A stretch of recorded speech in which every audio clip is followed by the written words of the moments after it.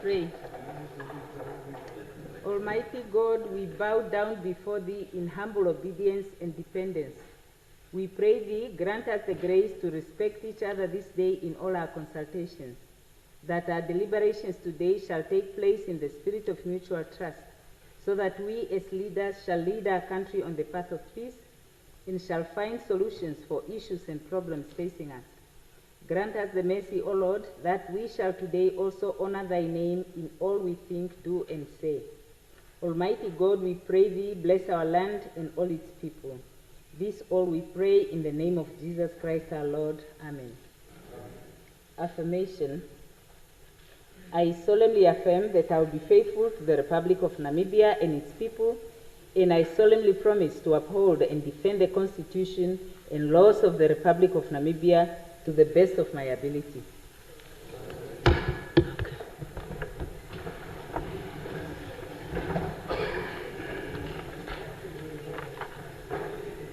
Any messages from the head of state? Petitions? Reports of standing or select committees? Other reports and papers? Notices of questions? Yes, Honorable Klute. Honorable Speaker, I hereby give notice that on 19 March 2026, I shall ask the Honorable Minister of Agriculture, Water and Land Reform, noting that the candidate designated as chairperson of the Lands Tribunal currently serves as vice chairperson of the Namibia Tourism Board, where approximately 3.4 million in public funds was spent on excessive travel across 21 foreign trips, first-class flights in violation of board policy, and legal fees to dismiss a finance manager who questions those payments. Further noting that this candidate was previously removed as chairperson of the Transportation Commission for failing to meet legal qualifications requirements, described themselves as non-practicing lawyer, concerned that elevating to chairperson of a quasi-judicial body an individual implicated in financial misconduct, previously removed from a statutory commission and holding only non-practicing legal status, would undermine public confidence in the Lands Tribunal and the integrity of land reform. I therefore ask the following question. Is the Minister aware that this candidate was removed from a statutory commission for not meeting legal requirements, describes themselves as a non-practicing lawyer, and submitted two contradictory curriculum vitae with conflicting dates, an LLM degree and Interpol title appearing in one but not in the other? What steps has the Minister taken to satisfy herself that this candidate is fit and proper to serve as chairperson, given the allegations of misuse of approximately 3.4 million in public funds at the Namibia Tourism Board? What vetting process does the Ministry apply to verify legal qualifications, cross-reference curricula vitae, and ensure candidates are not implicated in financial misconduct at other public bodies? And will the Minister table the full vetting report? Fourth and finally, will the Minister suspend the appointment of any candidate subject to unresolved allegations of misuse of public funds pending investigations and institute a fit and proper assessment requiring independent verification of qualifications and review of conduct at all current and former public bodies? I so submit. Table the questions.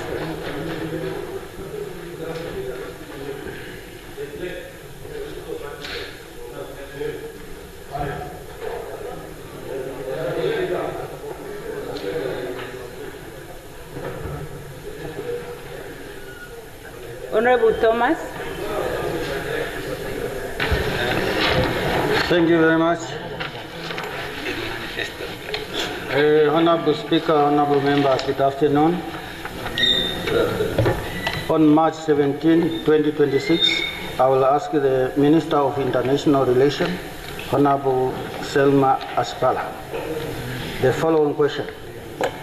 The Zambian government has complained that more than 500 Namibian students are enrolled at Zambia's university and other institutions without a proper document. In light of this, we have learned that the Zambian government will meet with some of these to discuss under the mission role for all Namibians living that Zambia has confirmed that his office does not have any record from some of these students. My question, Honorable Minister, are you aware that more than 500 Namibian students are studying in Zambia without proper documentation? 2, if not, what step will the ministry take to guarantee the safety and the well-being of the Namibian student studying in Zambia without proper documentation? 3, why do Namibian students enroll in various international universities without a proper channel? 4, and last one, could the Honorable Minister clarify the number of additional students enrolled in any other foreign nation without a proper document? I so submit.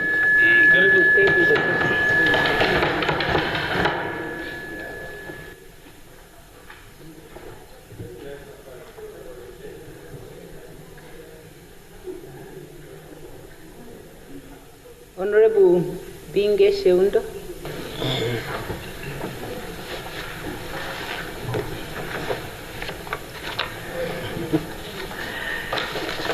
I hereby give notice that on Thursday, 19 March 2026, I shall ask the Minister of Education, Innovation, Youth, Sport, Arts and Culture, Honorable Dr. Sanet Steenkamp, the following. School boards are meant to play an important role in ensuring transparent, accountable and community-driven governance in public schools. Yet in practice, these boards face constant challenges that undermine their effectiveness. Training is not enough and often delivered only in English, leaving many parents, especially those in rural areas and low literacy, unsure of their roles under the Education Act. Confusion between governance, responsibility and school management duties often spark conflict with principals, while financial and logistical challenges, especially in rural areas, limit the school board's ability to operate effectively. Therefore, many school boards are unable to fulfill their mandate, and this puts the quality and accountability of school governance at risk. I therefore ask the following questions. How does the ministry ensure that school board members fully understand their legal roles and responsibilities under the Education Act 16 of 2001? What steps are being taken to provide regular, accessible and multilingual training to schools board members, especially parents with low literacy levels? What initiatives exist to increase parental involvement in school boards, especially in rural communities where attendance is low and transport is a challenge? What performance indicators are used to monitor the impact of school boards on school management, transparency, and education outcomes?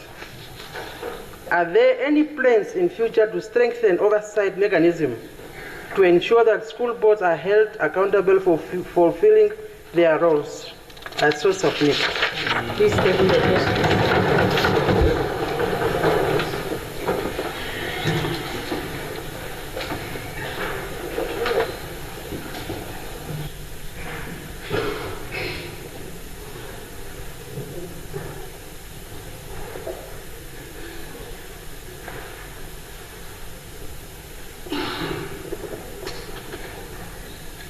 Honorable Karonda. Thank you very much, Honorable Speaker. I hereby give notice that on Thursday, the 4th of March, I shall ask the Minister of Agriculture, Fisheries, Water and Land Reform, Honorable Inge Damwani, the following questions. Namibia has for the past 2 decades or more embarked on land resettlement and redistribution program, the success or failure of which remains a matter of speculation. As one who considers the absence of transparency in the allocation of resettlement farms extremely worrisome.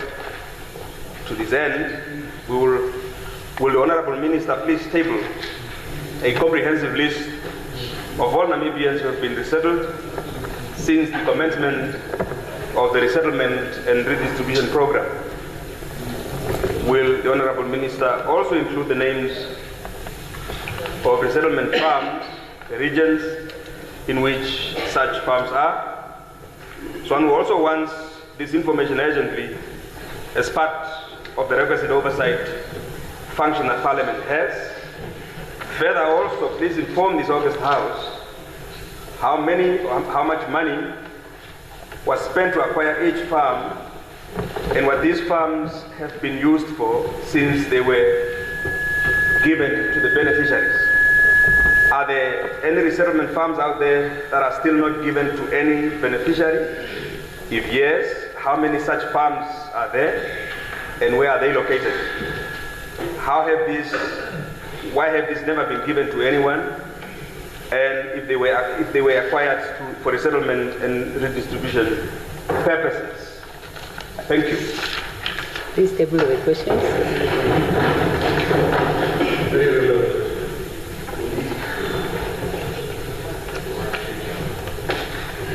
Honorable Fries.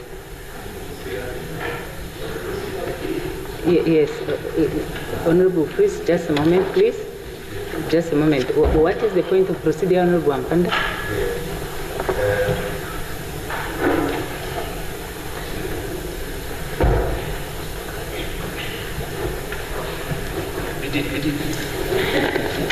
Yeah, thank you very much, Speaker. Our chairperson is in retirement of the Committee of Urban and Rural Development. I was hoping that my deputy chair would rise to the occasion. The committee have actually made an arrangement with the minister to make a presentation to the committee on that very matter of the resettlement farm. It's expected. The minister is supposed to have that meeting supposed to have taken place already, and the minister asked for a postponement in the team. I don't know now how we're going to handle that, because there's that engagement, maybe as you consult and engage, so that we don't have two parallel processes taking place. Your chairperson has what? Retired? He's gone in retirement, Honorable Dingara. Oh. And we don't have a... So you are saying you have subpoenaed who? What happened? What did they... There is a standing arrangement. In fact, the meeting is supposed to have taken place last week. The minister asked for indulgement with regards to that, specifically on the submission of a resettlement farm list. So when that meeting is eventually, I'm just saying so that Parliament doesn't have two processes, because there's already that engagement that is taking place. The meeting is supposed to have taken place last week. It was postponed.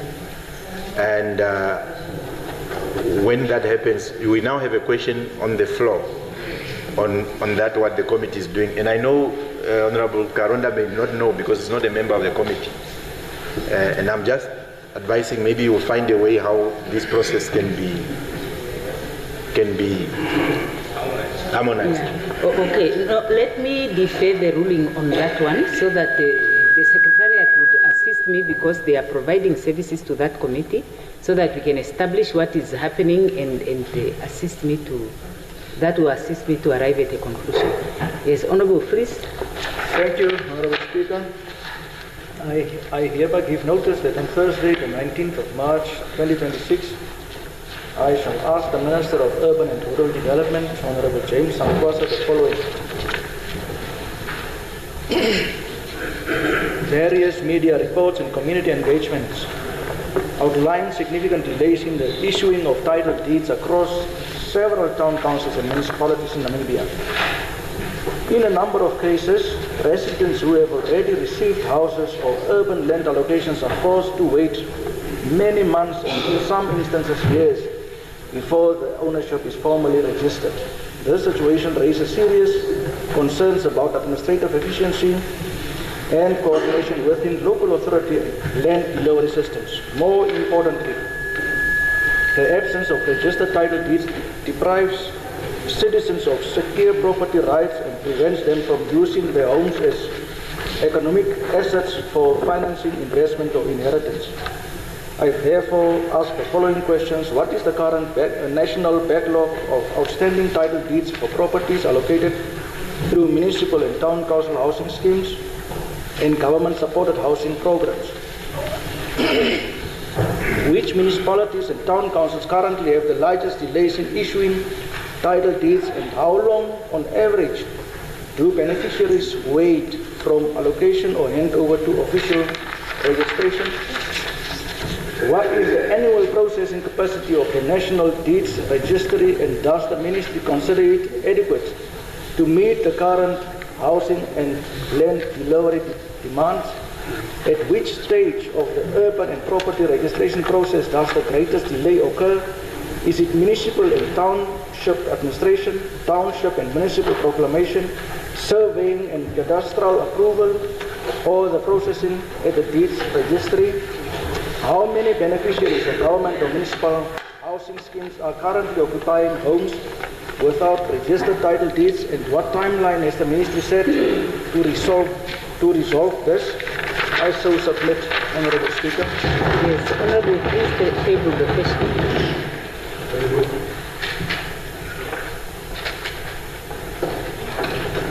Yes, Honourable Mongo.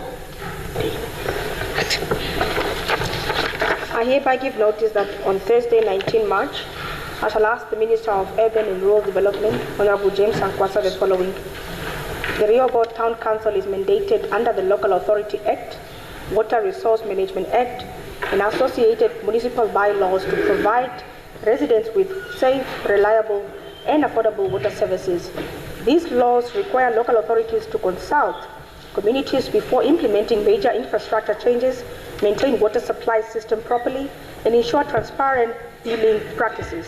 Concerns have risen in Rehoboth following the forced compulsory replacement of conventional water meters with prepaid water meters without proper resident consultation and consent. Reports further indicate frequent technical malfunction of these prepaid water meters due to pressure fluctuations and poor maintenance, leaving residents without access to water for extended periods. I therefore wish to ask the following questions. How does the Ministry ensure that local authorities like that of Rehoboth comply with statutory requirements for public consultation before introducing new water infrastructure such as faulty prepaid water meters? How is the Ministry addressing the repeated technical failures of prepaid water meter in Rehoboth, especially when residents are left without water for days or weeks? Is the Rehoboth Town Council legally permitted to impose a monthly advance fee before residents can purchase prepaid water? If yes, how will pensioners and the economically disadvantaged people be catered for? How does the Ministry ensure transparency and consistency in the billing practice at the Rehoboth Town Council, given the inaccurate readings by the faulty prepaid water meters? And lastly, how will the municipality address situations where residents prefer conventional water meters and decline the installation of prepaid meters? What measures will be implemented to resolve such cases? I so submit.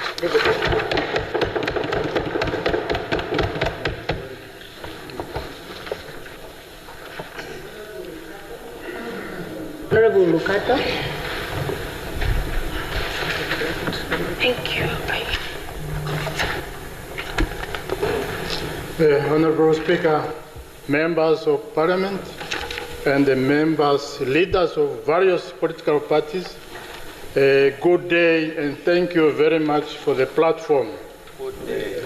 Today, Tuesday, 10 March 2026, I hereby give notice that on Thursday, 19 March 2026, I shall ask the Minister of Home Affairs, Safety and Security, my relative sister, Honourable Lucia Ipumbu, the following questions.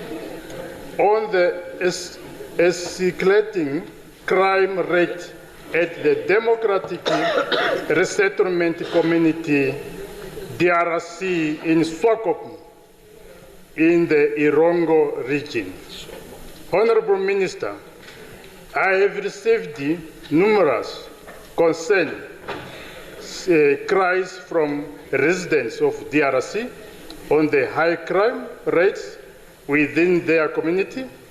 One of the reasons for the escalate is because the location does not have a police substation. their cry to you is that you establish a police substation to help combat and mitigate crime in their community. I want to know, Honorable Minister, according to your plans, are you preparing to establish a police substation? If not, are you going to consider the establishment of the police substation at DRC, Swakopmund? Can you clarify and inform the entire Namibia for feedback to be given? I so submit, Honorable Speaker. Question, Honorable Member.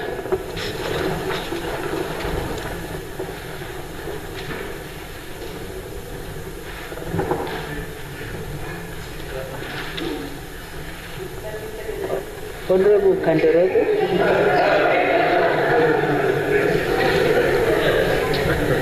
Honorable Kanderogo, you have the floor. Oral. Oral. Oh, okay.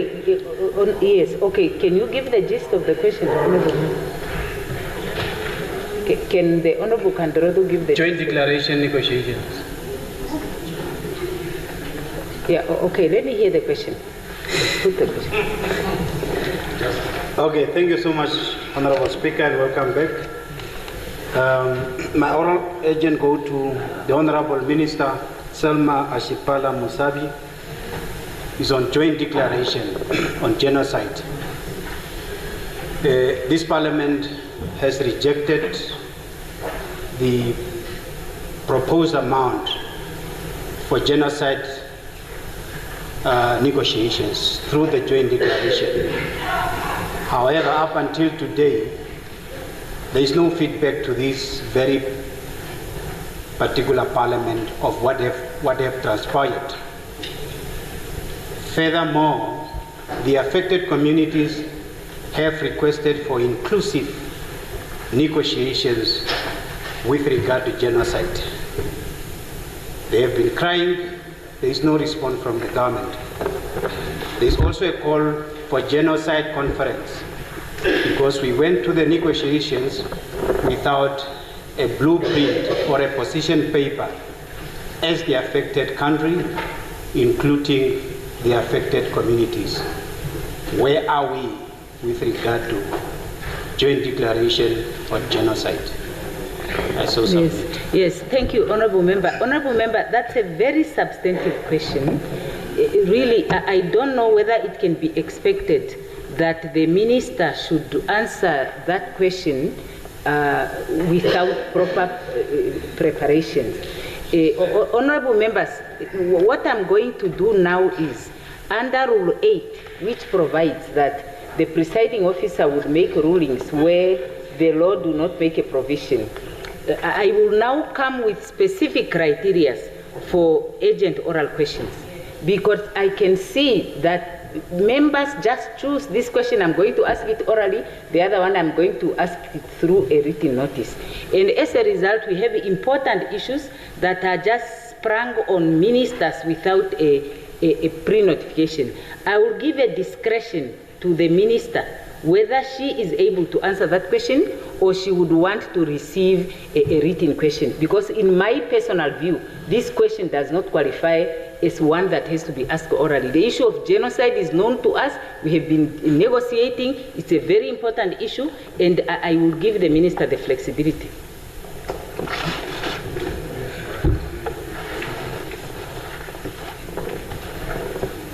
Thank you. Thank you very much, Honorable Speaker, and maybe let me thank Honorable Kanderogo for the question on a matter that is of national concern. The spokesperson the ongoing negotiations on the genocide between Namibia and Germany is the Honorable Prime Minister. And I believe that in good time, he will come with a comprehensive statement on that issue. Thank you very much. Very good. Thank you. Honorable Venani. Honorable Speaker, I want to ask the Right Honourable Prime Minister an urgent oral question. Influenced by the geopolitics of the world, whether government has put up a task team to address what would be supply chains of oil. We are seeing the Middle East and the war between Iran, Israel, and the United States, that the region has become very volatile, Namibia being a beneficiary of the Strait of Hormuz, where many of our oil supplies come from. We have been given assurance that we have 3 months stockpile of oil in our depots. But what if the war continues? And has government put up a task force to see if we are not going to use the Strait of Hormuz, whether we are going to get oil from other countries, so that we do not arrive at a position where the war in the Middle East has prolonged. Now our reserves, our oil reserves are depleted, and we have no other second option to buy our oil. So I just want to know from you, as the Prime Minister, whether you are putting up a task force to really make sure that Namibia continue to have consistent supply of Right Honourable Prime Minister. Thank you very much, Honourable Speaker, and welcome back. Thank you, my good brother. Welcome back too. In respect of the subject matter, you are correct to make reference to what was briefed in this August House by the Line Minister vis-a-vis the security of supply, which, as you have hinted, that we appear to be on the safe territory for the next 3 months or so. Then, for your question, have we in place a team that looks into the various options? The answer is yes. Her Excellency has moved very fast in ensuring that we convene and that we deliberate on various options. Various options that seek, one, to ensure that we are not negatively hit in a manner that we are not planning for. Of course, it is a geopolitical conundrum wherein all nations are, but I wish to assure the honourable member as well as the country there that yes, government is seized with the matter, and various stakeholders around that very same issue, and in good time we will be able to say precisely what is it and what options that we are looking at. And I think also, if the honourable member can indulge me, I think it would also be helpful for us as members of the August House that we also continue to relay messages like this that put our people at ease in respect of the supply chain, as well as, and maybe just be responsible. We cannot take anything for granted, especially in the volatility of the situation as it is unfolding. So yes, honourable member, we are on it, and the honourable, I think he's busy working on all scenarios. So, Honourable Speaker, thank you very much. Yes, thank you, Honourable Prime Minister, Honourable Karonda. Thank you, Honourable Speaker. My question is to Honourable Thamwani, and it pertains to MIDCO. Yes, please pose the question. Yes. We have seen reports of the about 26 charges being brought against the former Chief Executive Officer of MIDCO. On the face of the charges, it appears as if also most of which can be criminal. So has the Anti-Corruption Commission been informed? Has your office been informed? And when do we begin to see the criminal side of it also has he been arrested? Oh, okay. I'm asking if he's arrested, but I thought you were saying so. You are disturbing this process. And why has this person not been arrested as yet? Yeah, honorable members, I don't think that, you see, the police is an autonomous, the police is a very urgent one, but honorable members, the police are operating as an autonomous institution. A minister cannot answer a question. Why? Yes, the minister. You are out of order. No. First, honorable Karonda. First and foremost, we are treading on thin ground here. You see, I have once allowed a person to ask a second question.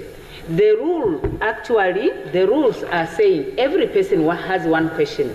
Is that on the number of questions or on the question itself? No, it's two things. The first one is, and when the presiding officer is making a ruling, she'll be heard in silence. So according to the rules, 85, rule number 85, a member will ask a question once. Yeah, you will ask the one question. But now what is happening is that because there is a provision that says the presiding officer may allow urgent oral questions, what is happening is that members would ask a notified question and then they come back to urgent oral question.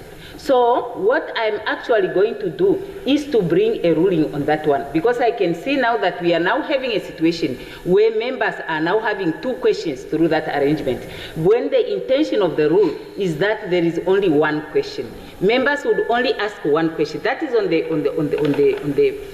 first hand. Is that the correct English? On the first thing. The second point is, a member cannot ask a minister a question why the police has not arrested someone. That's not the question. That's out of order. That was not the question. That was a question. That was not the question. It was another question. Now the honor. No. Has she been briefed? Yes. Honorable members. That was the question. Honorable member. If honorable members. The honorable member asked more than one sub-question. And the last question was actually, why has the person not been arrested? That was a question, and that is out of order. So can we then just get the answer to the first part of it? Then? Yes, but Honorable Karonda, you are also out of order. You can't just sit and argue with the presiding officer. Yeah, but the honorable member can answer the questions that have not been ruled out. Honorable Karonda is one of the best behaved members, and I just want him to keep it up. I just want him to keep it up. Yes, Honorable Damani. Thank you very much, Honorable Speaker. Thank you very much, Honorable Member. I met with the MICO board on the 19th of February and 20th of February. I was briefed about the matter, and so I submit. Very good. Thank you. Honorable Lukato is the last one, and it's also a second question. Honorable Speaker. Honorable members, I just want to pose an oral question, which is very urgent, to my honorable relative sister, Inge. So my question, it has been observed that Namibian people, they depend on crop farming and the others. So now it's a time of people, they are busy plowing, they are busy. So eventually it will come to the harvesting. As I'm speaking now, the farmers, those who managed to harvest last year, the crops, they are still on their places, no marketing. So now as the farming is continuing, so those crops, it will also aid to the large crops which are now. So my question to you, my relative sister, Honorable, are you, let me say, where are you going to get marketing, because as far now farmers, they are sitting with those crops without selling their crops. As you know that the food security in Namibia is so important. I thank you. I so submit, Honorable Speaker. Yes, Honorable Minister. Thank you, Honorable Speaker. Thank you, Honorable Member. I think the Honorable Member asked me this question also last year, towards the end of the year. And we are working together with the Agronomic Board of Namibia as well as AMTA to find a suitable arrangement where we can see how we can assist those farmers. I so submit. Very good, thank you. Notices of motions. Honorable Narusep. This leaf of thank you, Honorable Speaker. I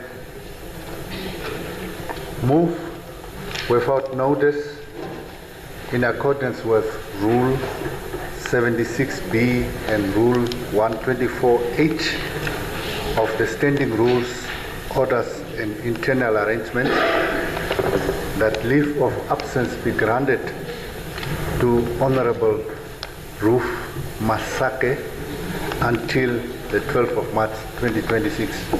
I so move. Honorable Member may table the motion. Oh? Accept. Secretary. Yes, thank you. Ministerial statement. Oh, Honorable Rukato, do you have a notice of motion? Honorable Speaker, thank you very much for the platform. Today, Tuesday, 10 March 2026, I hereby give notice that on Tuesday, 17 March 2026, I shall move that this House discuss and agrees to table the motion to establish a museum on the three state organs. The three state organs are from prime importance not only to the government but to all Namibian citizens.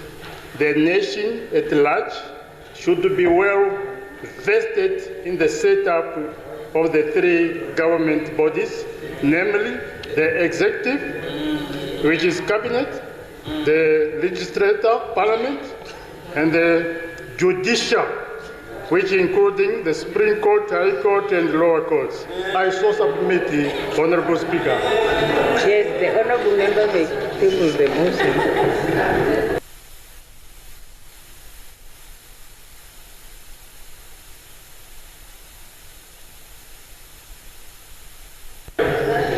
Yes, Honorable Rukato is not allowed to greet the PM. It's not allowed for members to go around greeting other MPs. Honorable Kandorodu. On a point of privilege, Honorable Speaker, Namibian financial year starts the 1st of April. Today is the 10th. Yeah, the 10th of March. We are left with 21 days. And we haven't started with committee stage to discuss the budget.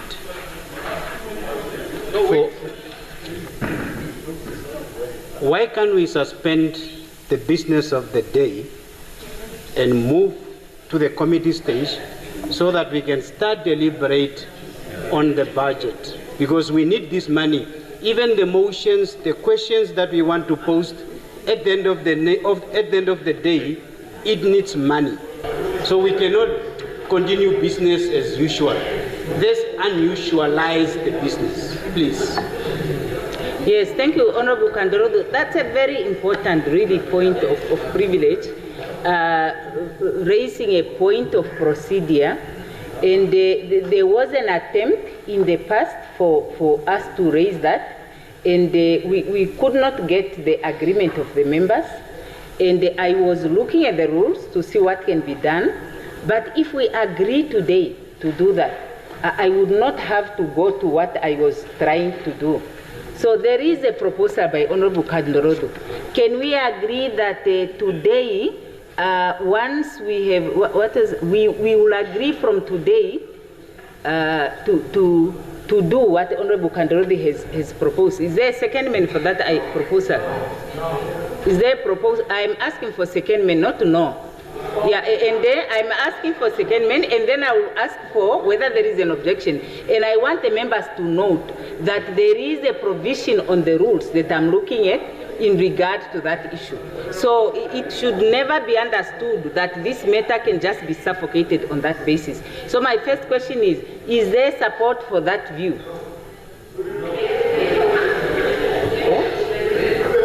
Yes, okay. There is a support. Is there an objection to it? Yes. Okay, so then I will go to the rules. Honorable Kandorodo, for today it ends there. Ne? Because there is no unanimity on it, there is another rule by which this matter can be dealt with, and I'm looking at that rule to bring it to the House. Yes. Honorable, were you objecting, or you also want to make a point?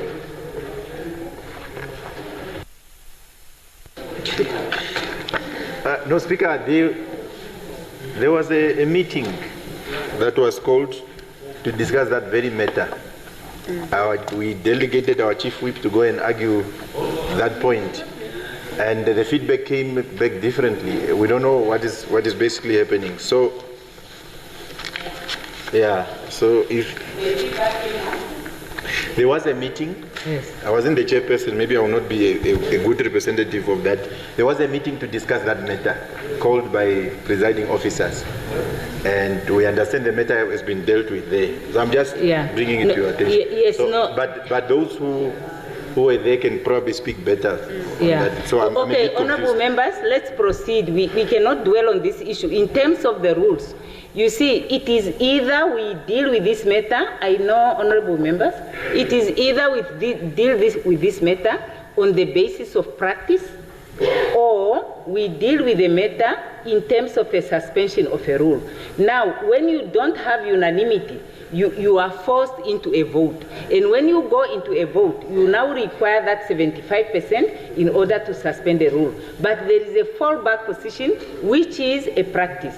So I was told about what happened at that meeting. Unfortunately, there was no consensus. That is why we are in the position where we are today. Yeah, so the last person would be the Deputy Speaker. Yeah. Thank you, Honorable Speaker, honorable members. Yeah, I think the WhatsApp is there. The meeting, maybe we should say the meeting was scheduled to take place.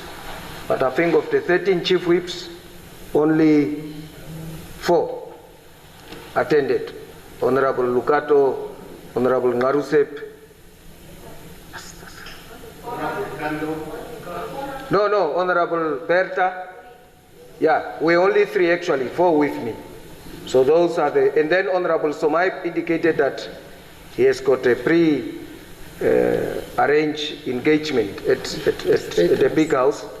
I think that was all. But the other chief whip also have indicated, others pro, others not on the WhatsApp. Honorable Bishop indicated that he's in an aligned. Yeah, I think I just wanted to say, from the 13 chief whips, only 3 attended. Okay. Thank you. I was also briefed on that issue. Let it rest today. If there was an agreement, that was going to help us. But I just want to say the point of Honorable Kandorodo is on an issue that is important. So by tomorrow, I will be able to deal with the matter from another dimension, unless if between today and tomorrow the chief whips are to meet and reach an agreement so that they can assist us, because this is so important. Now, thank you, honorable members. Now we proceed. Ministerial statements, none. Reports from the Committee of the Whole House and consequential proceedings. Now we go to the order of the day.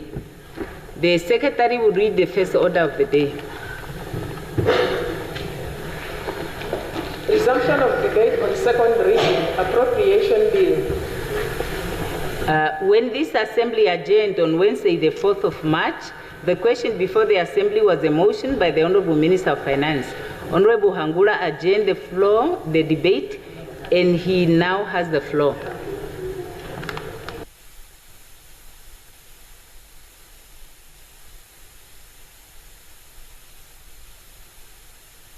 Member, according to the rules, where is the appropriation bill? All members would have a maximum of 10 minutes. Honorable Hangula, proceed, please. Thank you, Honorable Speaker. According to the draft budget program on the second reading, our party, the AR party, has been allocated 20 minutes to speak on this matter for today. As per our internal arrangements and with the agreement of the Chief Whip, I would like to cede the opportunity for the 20 minutes to Honorable Ampanda to take up the 20 minutes of our party today. There is no such thing. You don't cede your time in terms of our rules. That's the first one. If the honorable member is unable to speak, you can just say you cannot take the floor, and then we go to the next person. That is first and foremost. Secondly, although a party is allocated, take your seat please, although a party is allocated a time, the rules under 85 says all members would have 10 minutes to speak. Leader of official opposition would have unlimited time, and he has spoken already, and the Minister of Finance would have unlimited time. So every member that would speak only for a maximum of 10 minutes. Yes, honorable members. Yes. So if Honorable Angula cannot speak, the honorable just press the button, and then we will get to him. Otherwise, I have a list here. The next one is press your button, Honorable Ampanda, because the next one is Honorable Hengari, and I will have to give the floor. Speaker. Yes. Speaker, why did you also pass a day? Yes.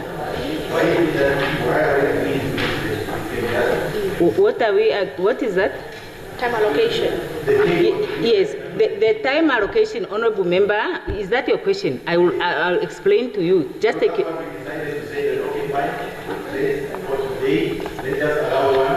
Then so that the process can continue. No, honorable members. The rules, as I have said, they are saying each member is given a maximum of 10 minutes. Each member will get a maximum of 10 minutes. That is point number one. Point number two, the rules are saying, please take your seat. The rules are saying the presiding officer will give the floor to the members on the basis of their appearance on the list. You see? So even if the first party indicated here is AR, it doesn't mean that if one member cannot speak, then the next AR member will speak. No, I'm bound by this list that is before me. So it means that in a case where Honorable Hangura cannot speak, I will go to the next person, who is Honorable Hengari. And then the Honorable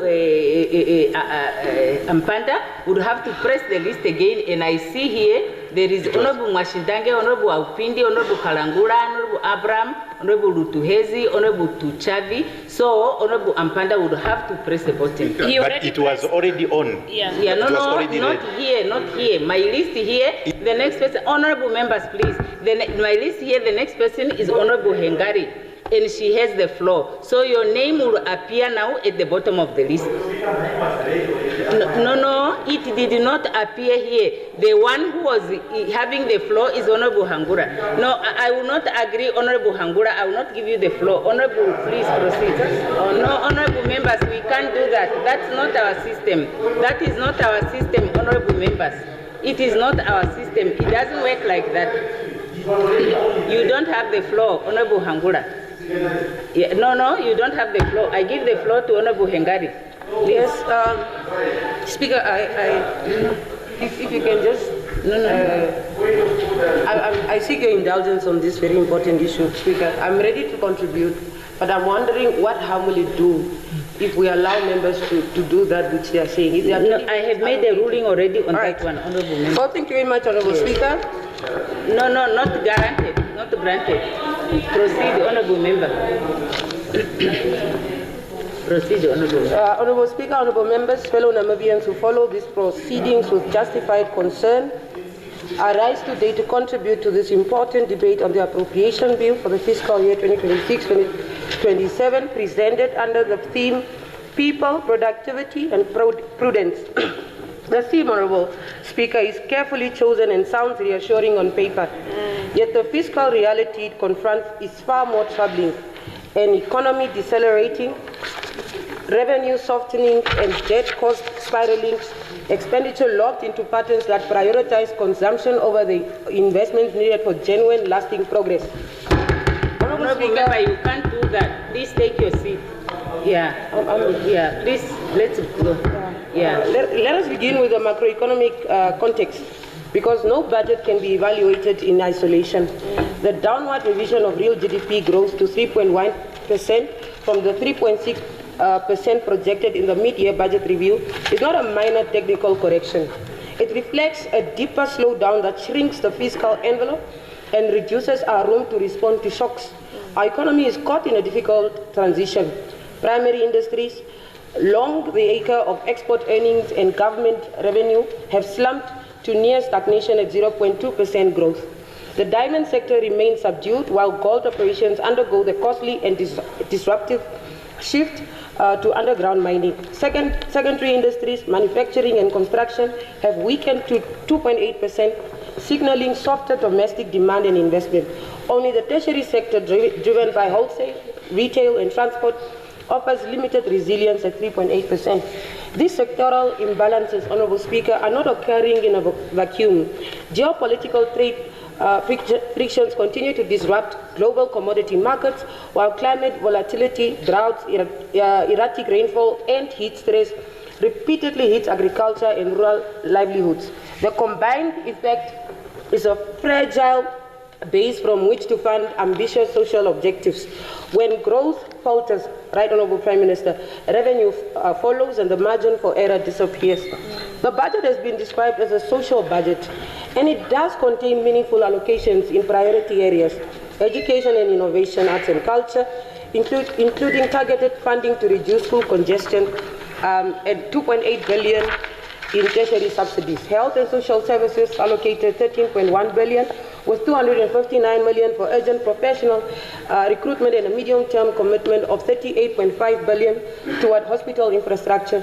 Social welfare sees a 447 million injection to support $100 monthly increase in old age pensions. These figures, Honorable Speaker, address genuine human needs: overcrowded classrooms that hinder learning, understaffed clinics that compromise care, and pensioners struggling against inflation. No one in this House, Honorable Speaker, no one in this House disputes that protecting vulnerable groups and building human capital are national imperatives. But scale and intent must be judged against execution and sustainability. The dominant structural challenge remains the public sector wage bill. The 1.7 billion provided for civil service salary adjustments is politically unavoidable if we are to maintain morale and stability in health, education and security. Yet this expenditure is overwhelmingly consumption-oriented.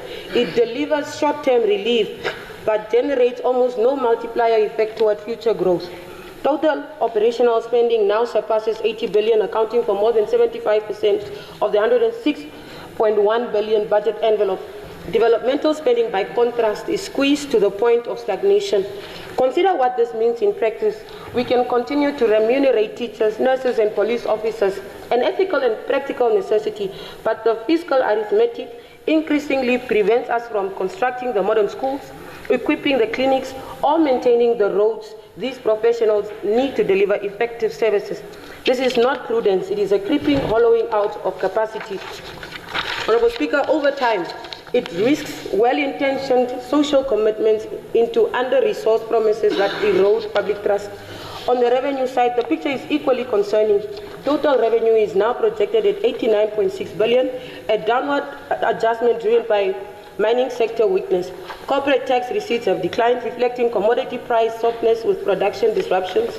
Individual income tax 19.1 billion and SACU receipts 2.1 24.3 billion remain the largest contributors, but both expose us as a country to narrow bases and external volatility. SACCO receipts in particular are vulnerable to regional economic fluctuations and trade policy shifts beyond our control.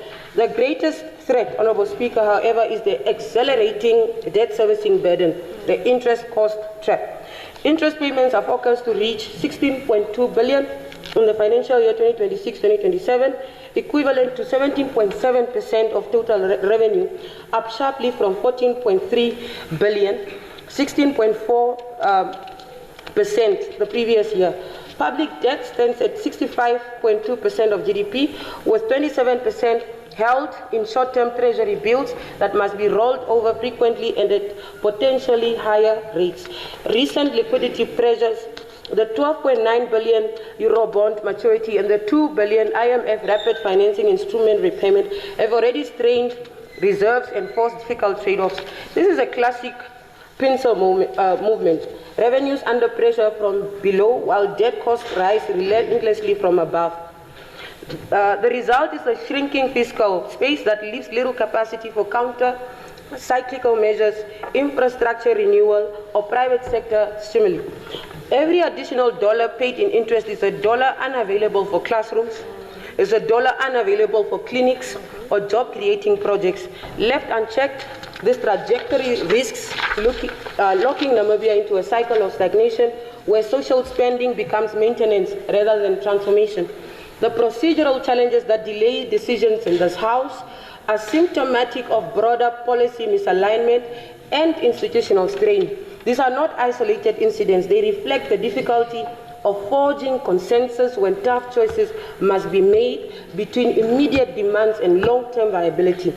To reverse this path, we need decisive governance-led action rather than incremental tweaks. Several priority reforms stand out. The first is the Special Economic Zones framework, which must be finalized immediately. The second is the VAT modernization, which has long been overdue. And third, accelerated capital allowances and investment in incentives, which should be deployed to stimulate private sector capital formation, particularly in manufacturing, renewable energy, and value-added processing. The fifth, with the development ceiling constraint, profitable SOEs must shoulder more infrastructure responsibility. The recent return to profitability by the NHE provides a narrow but real opportunity to channel budgetary resources into housing, water, and logistics projects. Honourable Speaker, this appropriation bill reflects a government under severe strain, attempting to reconcile pressing social needs with weakening fundamentals.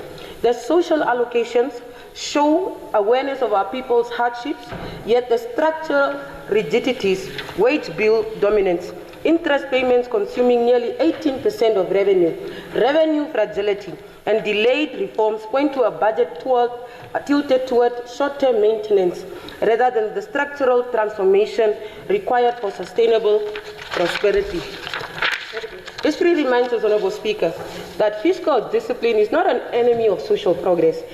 It is its precondition. Countries that have escaped similar traps did so by confronting rigid expenditures, broadening revenue bases, and providing policy certainty to investors. Namibia, our country, has immense potential in resources, in people, in strategic location, but potential alone does not pay salaries, it does not service debt, nor build schools. As we move forward to Honourable Speaker, I put to you, Honourable Members, one urgent and unavoidable question. Given the suffocating weight of debt servicing that now claims nearly 18% of revenue, and a wage bill that consumes the fiscal space needed for capital formation and sustainable growth, will this Parliament rise to demand and enforce the governance reforms, expenditure discipline, and policy certainty required to safeguard our social commitments for the long term? Or will we permit short-term consumption pressures to compromise the prosperity and dignity of generations yet to come? I so submit all the Thank you. Honourable members, the House will now rise for 20 minutes until 16 hours.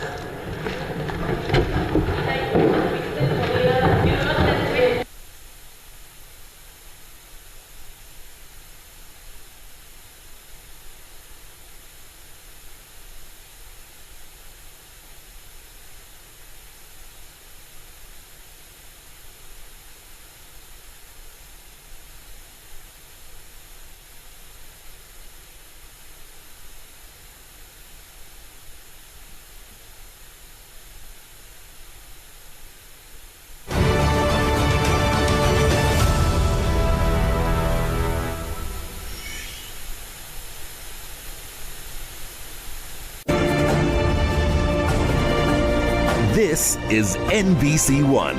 It's ours.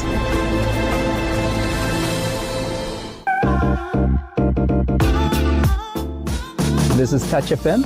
It's everywhere. National FM, Prime all the time. Hardloop FM, leef in Afrikaans. Ondenga podongo, oi sabari pinyi jiheri po, omurari wanjibi firombaranga. Sie sind bei Funkhaus Namibia. Deutsch gehört. Gehört. Kay samese, ariti halkau ausi. TYS FM, mamarato aha. Wato FM, muchima wetu. Kati FM, katinku por parethingi. Mwanyi FM, kai ni kai. Ka radio, kongoro ngisima.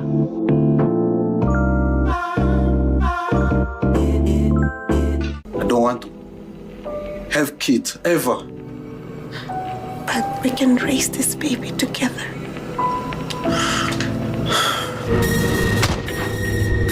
Just quit, Jonathan. It's a B again. B. So proud of you, my sweetheart. Wow. Hey, 8+, that's what I want. You are not me, and I am not you. I'm so sorry.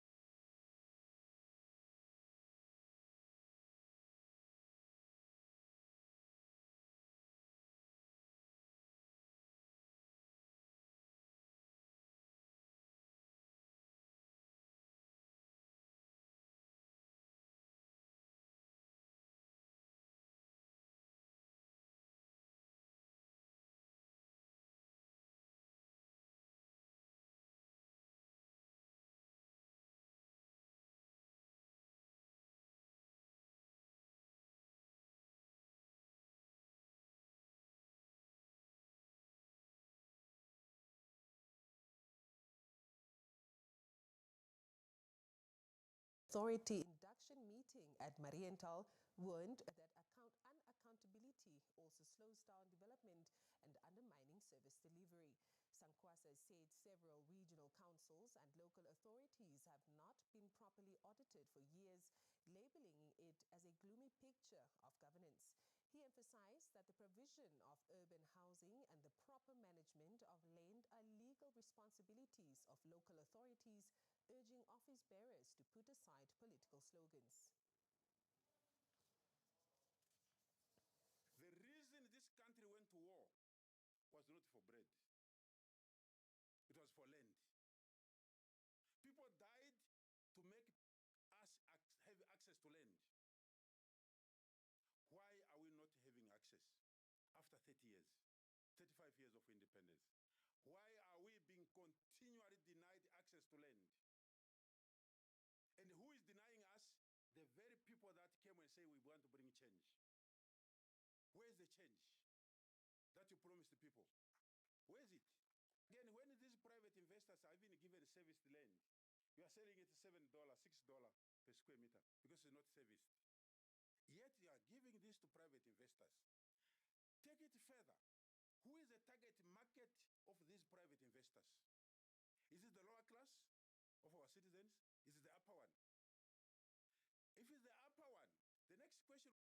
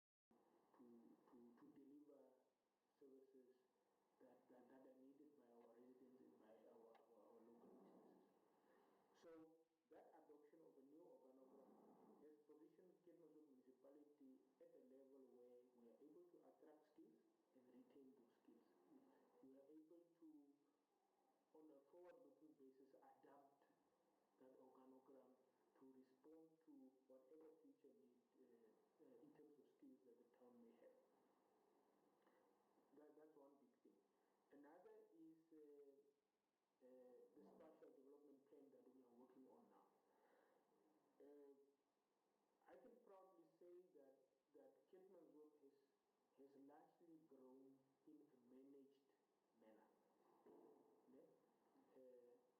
The challenges of illegal squatters and informal settlements, mushrooming, has remained, but largely in terms of the town's development, the structural plan of the town, it has largely been orderly and has been well managed. Now, we are saying let's plan for the next 30 to 50 years for Cape Mountain. So we have started the process of consulting local business and local residents. We are going through those stages of deciding how much residential land do we need, what sort of road linkages do we need, linking the different parts of the town, which direction would the town grow, all these things of not just residential but commercial land, and not just individual plots, but of small holdings where urban agriculture can take.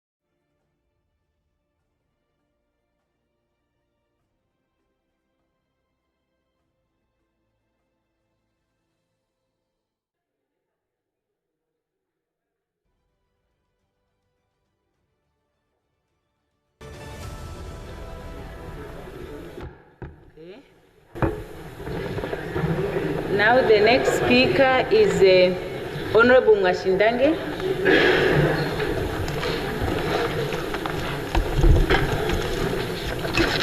Thank you very much, Honorable Speaker, Honorable Members of Parliament. I rise to respond to the 2026-2027 national budget tabled in this House by the Honorable Minister of Finance under the theme People, Productivity and Prudence. While we acknowledge the inherent challenges facing our economy, particularly in the context of global slowdown and subdued revenue performance, our critique is grounded in the sober assessment of the trajectory this budget sets for youth unemployment, economic growth, inequality, and the future of Namibia's productive capacity. I want to state unequivocally, Namibia's youth unemployment crisis is one of the most profound socio-economic threats to our nation. Young Namibians, many educated, skilled, and eager to contribute, are confronted with an economy that offers them little prospects of meaningful employment. This is not an abstract, Honorable Speaker. This is the painful realities facing families and our young people in particular and across the country. Despite rhetoric, the budget before us failed to set out a credible plan to meaningfully reduce unemployment among our youth. While there may be allocations for job creation initiatives in some sectors, the overall fiscal framework reflects a prioritization of recurring operational expenditure or recycling the only available jobs in the market over the strategic investments that should generate new jobs. This budget is going towards operations with about 81.3 billion allocated to operational expenditure and only approximately 6.5 billion which is earmarked for development expenditure. This distribution fundamentally undermines our ability to stimulate the economy and create employment opportunities, particularly for our youth. Development spending is severely constrained, reducing the scope for job-creating infrastructure, projects, and capital investments that could stimulate broad-based employment. Interest payment continues to crowd out productive investments, with interest costs now exceeding 14 billion Namibian dollars, with our debt exceeding 175 billion Namibian dollars, equivalent to more than 65% of our GDP. A clear warning sign that our fiscal strategy is failing to prioritize and lacks prudence. The minister has projected a modest improvement in economic growth to around 3.1% in the 2026-2027 fiscal year. While any upward revision is welcomed, this growth rate remains worrisome, inadequate to absorb the thousands of young Namibians entering the job market annually. A fundamental principle of macroeconomic policy, Honorable Speaker, is that growth must be inclusive and employment intensive. However, this budget structure is skewed towards maintenance, costs, and lower capital outlays. It cannot generate the rapid expansion of productive capacity required to reduce unemployment substantively. Growth that does not translate into jobs is growth without impact. Honorable Speaker, honorable members, a budget that prioritizes salaries, administrative costs, and operational maintenance over productive infrastructure and economic diversification fails to address the structural weakness of our economy. The development budget has been stagnated, reducing funding for transformative projects in sectors such as agriculture, transport and logistics, and energy, sectors with significant multiple effect on employment. There is minimal focus on affordable housing, rural electrification, railway rehabilitation, and digital infrastructure, all of which underpin private sector growth and job creation, with the Kavango West and East with the highest unemployment, followed by Ohangwena and the Zambezi region. This pattern shows a short-term fiscal mindset rather than a strategic investment plan. It is one thing to balance books, honorable members, and quite another thing to balance and secure the future of the people of Namibia. The budget documents make passing reference to the program that youth employment and entrepreneurship, but this lacks scales, coordination, and adequate financing. Partnership with the private sector for apprenticeship and skills development, tax rebates, and regulatory support for small and medium-sized enterprises. These programs risk being symbolic rather than transformative. The young people want to see the budget reflected in real jobs, access to markets, and support mechanisms that equip them for the economy of tomorrow. Not handout, honorable members, or minor funding windows, but jobs, so that they actively contribute to the economy.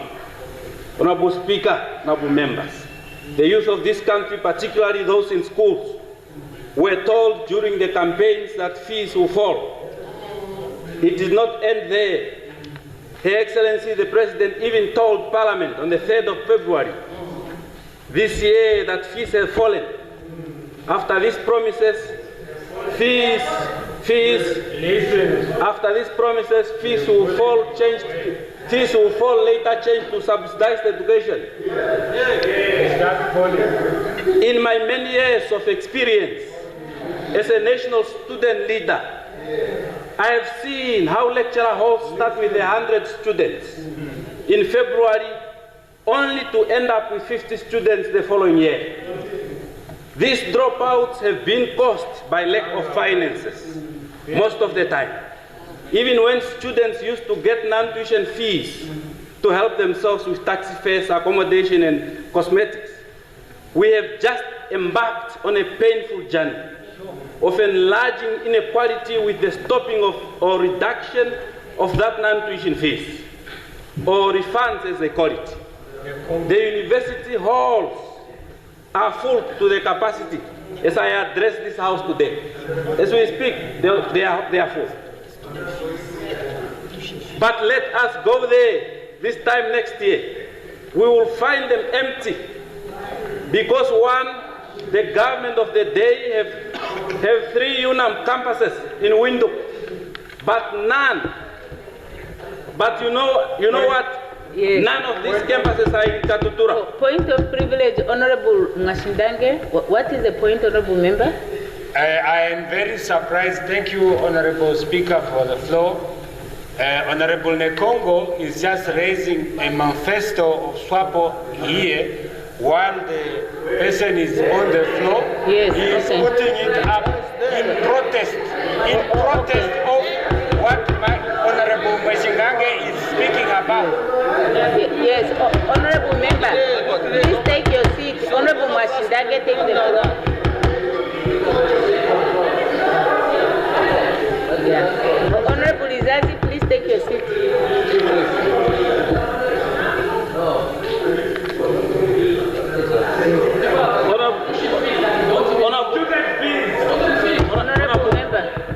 Honorable Speaker.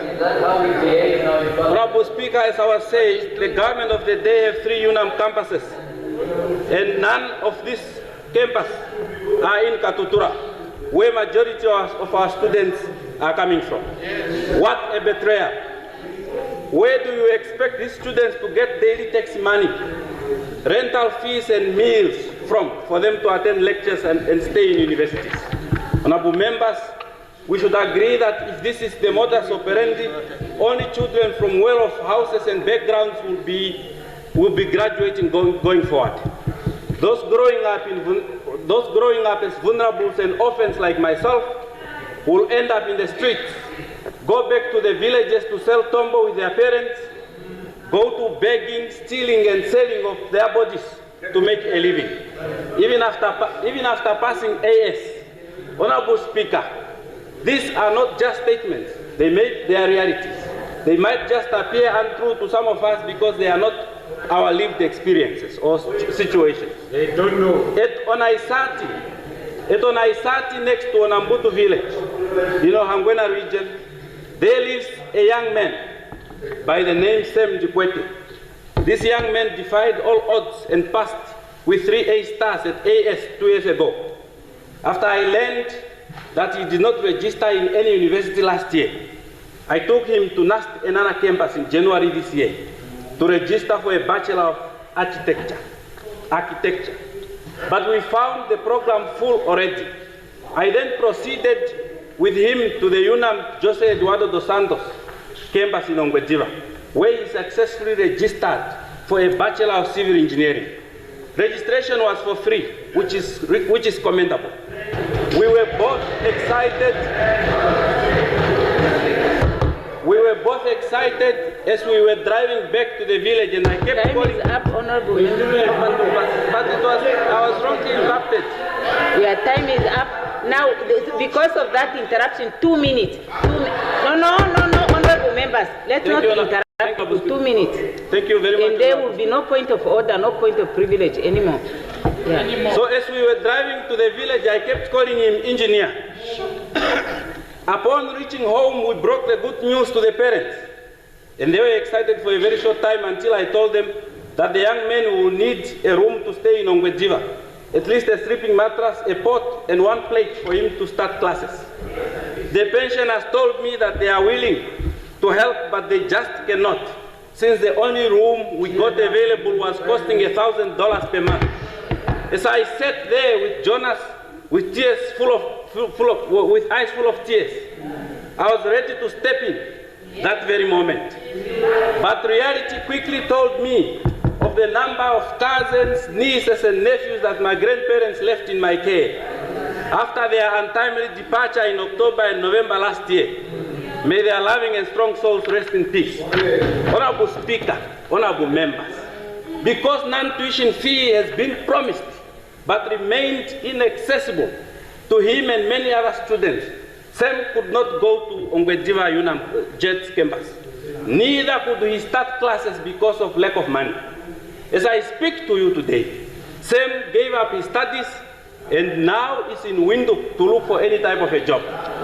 These are the harsh realities that our young people are going through across the country, caused by uncalculated promises and uncosted policies.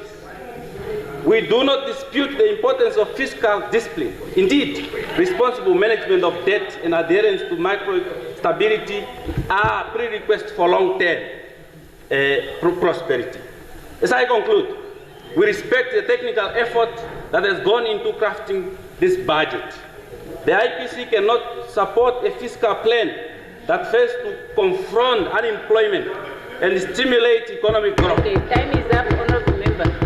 please take your seat. Honorable Aupindi, no point of order, no point of privilege. Members, yeah, okay. Honorable, before you take the floor, Honorable Aupindi, let's hear the point of privilege of the Right Honorable Prime Minister. No. I don't want people interrupting other members when they are on the floor. I will hear the PM for the last time. Okay. Honorable members, the rule, can I be heard in silence? Honorable members. No, honorable members, really. Honorable members, it's true. No, sorry. Sorry,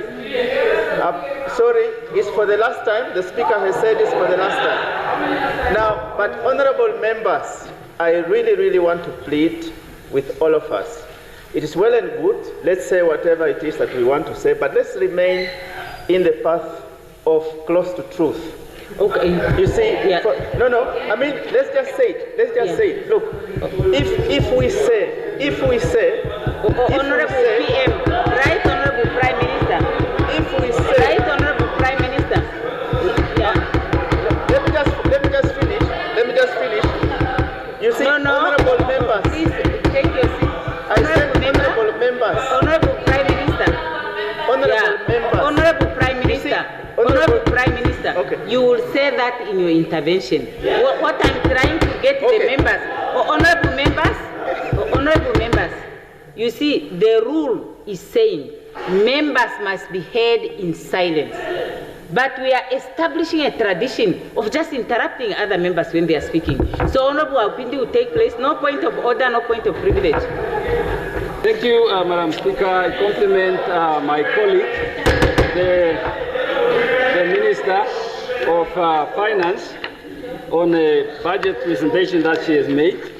I would want to say, as we stand in early 2026, we must confront the reality that while the global winds are shifting, our Namibian house requires a foundation that is both structurally sound and equitably owned. So the global context, a fragile horizon. I'm going to be speaking on a macroeconomic level. A global economy is gasping for air with a projected growth of 3.3% for 2026. While the AI revolution creates billionaires in the north, our primary industries, diamond and gold, face volatility. Gold has surged to roughly $4,400 per OZ, yet our diamond sector struggles against a lab-grown competition. We are operating in a two-speed world. Namibia cannot afford to remain in the slow lane of raw commodity export while others sprint towards high-tech industrialization. We stand today at a crossroad of history. The global economy of 2026 is no longer the predictable machine of the early 2000s. We are navigating a poly-crisis where volatile commodity markets, the rapid ascent of green hydrogen, and the shifting weight of the BRICS Plus alliance have rewritten the rules of trade. While the world looks to Namibia as the new energy frontier, we must ask ourselves, is the Namibian citizen a shareholder in this prosperity or merely a spectator?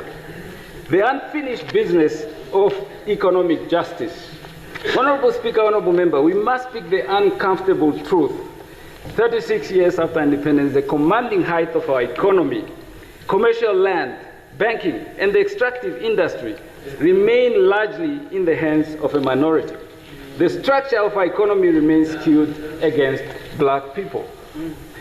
Therefore, fundamentally, despite a middle-income country, the dualistic economy persists. So the structural barriers that are facing the black people today, literally where blacks dominate the informal sector, representing up to 1/3 of our output, yet remains financially excluded. Empowerment beyond rhetoric. We must dismantle the barriers that keep black-owned SMEs as spectators. We need a procurement framework that, honorable members, mandate 50% of localization for every state contract to incubate the next generation of black industrialists. We cannot build a house where the majority are left standing at the rain. This is not merely a social grievances, honorable Speaker. It is an economic inefficiency. When the majority is locked out of capital, the domestic market cannot grow. we need more than just empowerment buzzwords. We need a radical shift toward distributive capital. This means moving from a wage-based economy for the many to an asset-based economy for all. We must finalize a new economic empowerment framework that focuses on real ownership, not just boardroom ostensibles. Now, reforming SACCO, honorable members, from receipt to industrialization might. Our economy does not exist in the vacuum. Globally, we see a move towards friendshoring and regional self-reliance. Yet our primary regional engine, the Southern African Customs Union, remains stuck in a colonial era design. For too long, Namibia has relied on SACCO receipts as a fiscal crunch. For decades, we have treated the Southern African Customs Union as a national ATM. Receipts have boasted over 51 billion Namibian dollars in reserve, but this is passive wealth.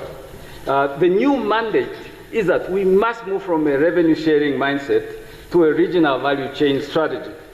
The AFCFTA integration, we must leverage our position to ensure Namibia is not just a transit corridor for South African goods, but a manufacturing hub that processes our own lithium and rare earth before they leave our borders. To improve SACCO, honorable members, we must go beyond being a mere import gateway for South African goods. We must demand a SACCO industrial funds. The revenue sharing formula must be reformed to reward value addition within our borders, not just consumptions. If we do not industrialize, we are simply subsidizing the manufacturing sectors of our neighbors while our youth remain unemployed. A bold, and I move, honorable members, to a bold innovation, the dividend in physical commodities. Honorable Speaker, let us think beyond the fiat currency. Proper paper Namibian dollars.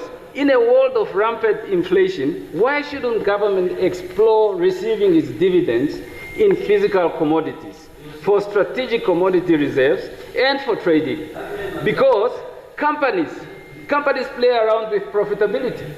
So I wish to propose a paradigm shift in how we manage our national wealth. For decades, our mineral and natural wealth have been converted into fiat currencies, which is subject to inflation and the whims of global central banks. I am calling for the commodity dividend model instead of the state receiving its dividends in Namibian dollars or United States dollars and other natural resources. We should implore and explore taking dividends in physical commodities, be it gold, uranium, or the new gold, lithium. This allows the state to build a strategic commodity reserve, providing a hedge against currency volatility and a physical backing for our national balance sheet. Moving on to SOEs, honorable members. Our state-owned enterprises have become a fiscal hemorrhage. The governance decontamination, we must end the extensions without end for boards and executives. Stability cannot be an excuse for stagnation. The commercial ultimatum, shareholder as government, function must now rest with the government. By the end of this cycle, for example, if we take that decision and we are bold enough, to the highest, and this is not about auctioning SOEs to the highest foreign bidders, but rather do a social listing. We should list a portion of these entities on the Namibian Stock Exchange, allowing only Namibians and GIPF to hold these people accountable for their inefficiencies. Last but not least, honorable members, I talk about the fiscal nose, the debt and the deficit. Finally, we must address the numbers as we move forward. Our national debt remains a shadow over our growth, with interest paying consuming a staggering 18% of our revenues. Regarding our budget deficit, we are currently borrowing from tomorrow to eat today. Our debt to GDP ratio demands a disciplined consolidation. However, we cannot cut our way to growth. We must pivot our borrowing strictly towards productive infrastructure like rail, ports, energy, and exploitation of natural resources, rather than just recurring expenditures. That I do agree. But I also do agree that the minister crafted this budget in a very volatile environment of global calamities. And therefore, you have to be defensive on your financial strategy. I compliment the minister for doing that. So the interest trap, we are paying for the past instead of investing in the future. The fiscal consolidation means that while we seek to narrow the deficit to 3.3% by 2028, we must do so through productive growth, not austerity. There's quite a number of austerity. We must tax the economic rent of our minerals, more effective to fund, for example, the Welwitschia funds. With those few words, I do compliment the minister. In a very, very difficult year, you have managed to balance this budget, including the socio-economic programs that we have added, such as the educational skills where our kids can now go to school without having to be denied because of financial resources. I support wholeheartedly this budget. Thank you very much. Yes. Thank you, Honorable Member. Honorable Kalangula. Speaker, am I protected? Thank you so much, Honorable Speaker. Honorable Speaker, honorable members, the Honorable Speaker, am I protected? Honorable Speaker, honorable members, the Honorable Minister of Finance painted a picture of fiscal consolidation. A closer look at the figures reveals a deeply concerning trend. We are a nation spending more on its past through debt servicing than on its future. The budget motivated an estimated expenditure of 105.9 billion Namibian dollars against a revised estimated revenue of 89.8 billion Namibian dollars. This leaves a financing gap of 16.1 billion Namibian dollars to be filled through further borrowing. Of the 105.9 billion Namibian dollars, an overwhelming 81.3 billion Namibian dollars is swallowed by operational expenses such as salaries, goods and services. Only 6.5 billion Namibian dollars, approximately 6%, is dedicated to the budget development. The value for money in salaries on human resources needs re-evaluation in respect of performance at work. Thus, a key performance indicator, KPI, is needed and worthwhile. Public debt has reached 174.5 billion Namibian dollars, roughly 65.2% of GDP, reported to rise to over 200 billion Namibian dollars sometime this year. Most alarmingly, interest payments alone are set to cost the taxpayers 14.3 billion Namibian dollars this year, 16.4% of total revenue, expected to rise to 16.2 billion Namibian dollars later this financial year. Honorable members, transport and infrastructure are the arteries of any economy. However, the 2026-2027 allocation suggests these arteries being staffed. The Works and Transport Ministry has been allocated a total of 2.7 billion Namibian dollars, 800 million less last year's ministry budget. To disguise the low direct state investment, the government is leaning heavily on external loans and off-budget agencies. In previous cycles, we have seen millions returned to Treasury because of poor project planning and slow procurement in the Ministry of Works and others, suggesting more talks and zero boots on ground. Now, honorable members, on Transnamib. Transnamib is moving towards Stone Age. Despite the rhetoric regarding Namibia becoming a logistic hub, there is a noticeable lack of dedicated funding for the rail sector in this budget. A critical oversight given the transport needs of a highly anticipated and growing oil and gas and mining industry. Now, as I speak, it is important to note, only about 48% of the rail network meets the minimum SADC stipulated standards of 18.5 tons axle load. The remaining section are between 16.5 and 17.5 tons axle load.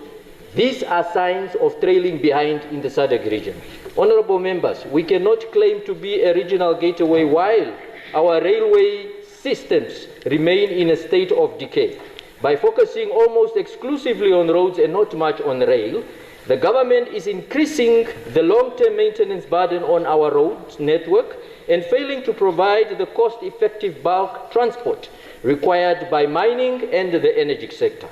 Upgrading the rails has a potential of relieving the burden on the roads, thus reducing roads accidents and saving lives. TransNamib's current state is characterized by significant challenges, including an aging and outdated fleet, limited operational capacity, considerable debt, abandoned depots in over 18 towns countrywide, suggesting clear signs of mismanagement at the head of the CEO.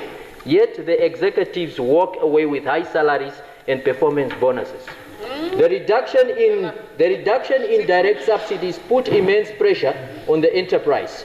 A key proposal to save TransNamib might involve a comprehensive restructuring, potentially optimizing the executive structure to reduce costs and improve efficiency.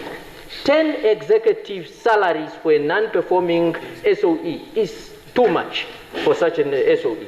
Furthermore, I would like to re-emphasize and perhaps call for a re-evaluating the current tendering model for maintenance and considering a strategic insourcing approach which could build long-term values and resilience, ensuring alignment with national transport objectives.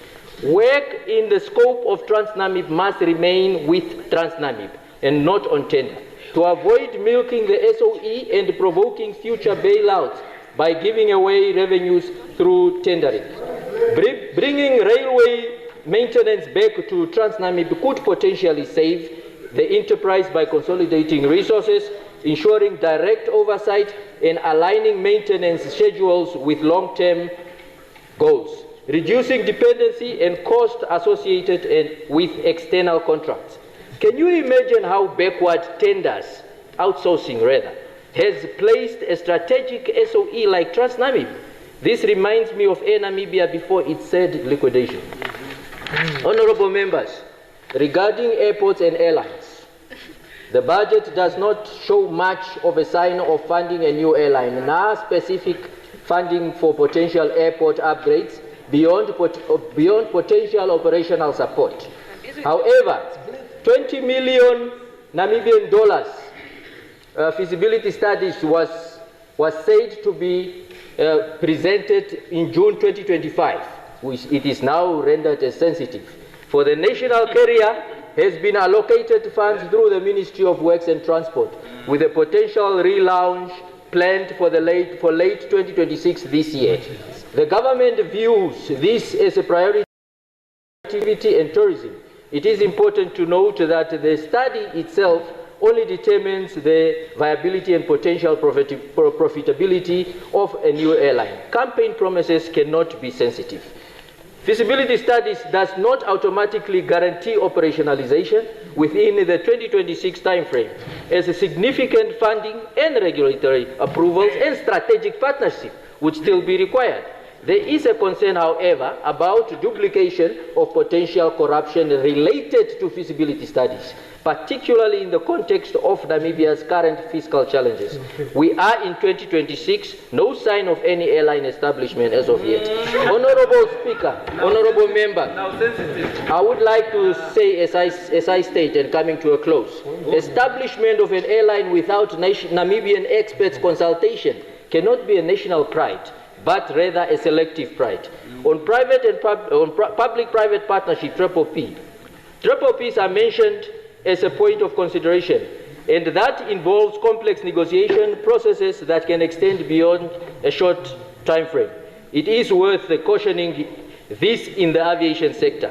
He who controls your training, operations, aircraft registrations, SOPs, and part of the executives will eventually aspects. Security is paramount in these times of disregard of international law and disregard of sovereignty, as witnessed in the recent world news. Honorable members, as I conclude, Honorable Speaker, as I conclude, this is a maintenance budget, not a growth budget. It manages the status quo, but fails to ignite the structural transformation Namibia requires. We are building roads to move goods we are not yet producing, while the rails that should carry our minerals and heavy cargo remain silent.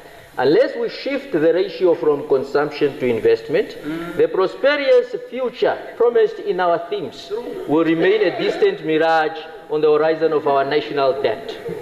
The mantra of business unusual should have spoken through the budget. Yes. The budget is indicating business usual continuation with a rise in debt and many steps backwards as a nation. Honorable members, we have reasons to be worried. I so submit, Honorable Speaker.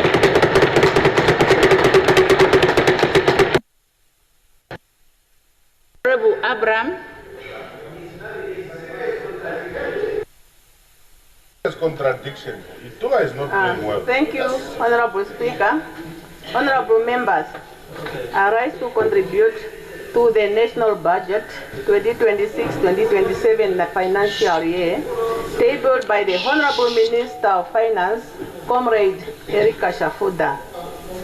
Let me begin by congratulating the Honorable Minister for presenting a well-balanced budget under the theme People, Productivity, and Prudence. This theme speaks directly to the reality of our time, investing in people, strengthening productivity, and managing our national finance responsibility. I particularly welcome the expansionary character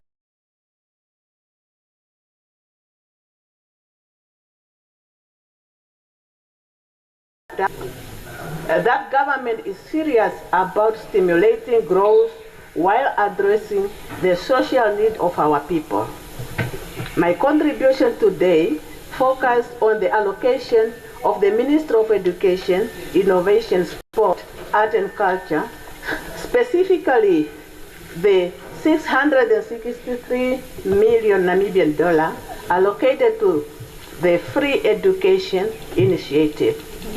According to the national statistic, 43% of our population lives in a multidimensional poverty, while 71% of Namibians are under the age of 35. This tells us two important things. We are a young nation, and many of our young people still face significant barriers of opportunity. Education, therefore, becomes the greater equalizer. For many Namibians who were historically denied access to quality education, free education represents hope, dignity, and the chance of participate fully in the economy.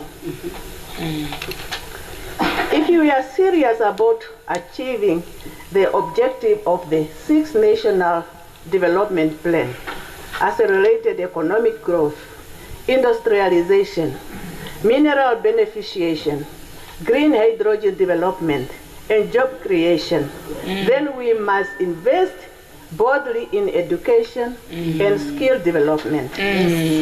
For this reason, I propose that the allocation for the Free Education Initiative be increased so that more young Namibians can access higher education and become productive contributor to our economy. The government's decision to promote free higher education is both visionary and transformational. It reflects strong leadership and commitment to national self-reliance.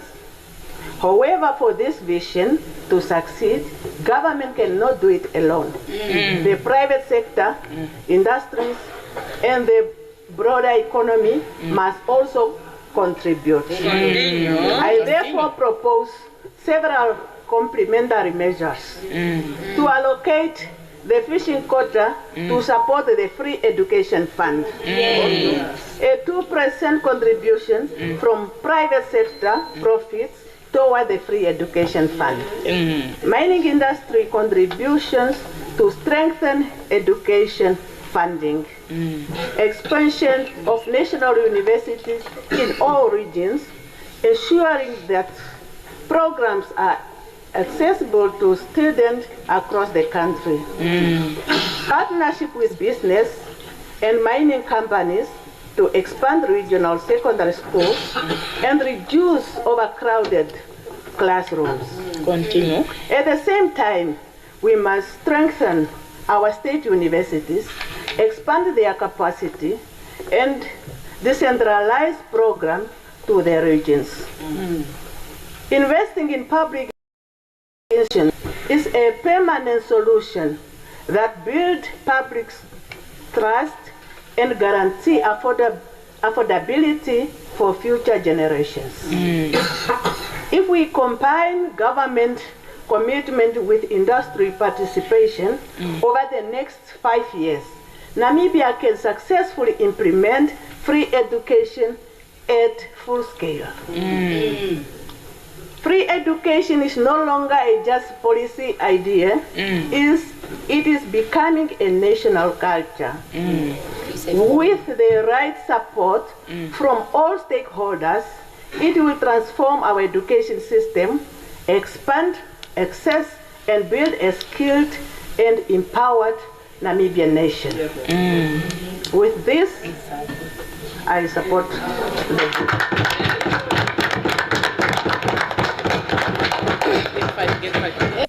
Yes, Honorable Lutuhezi.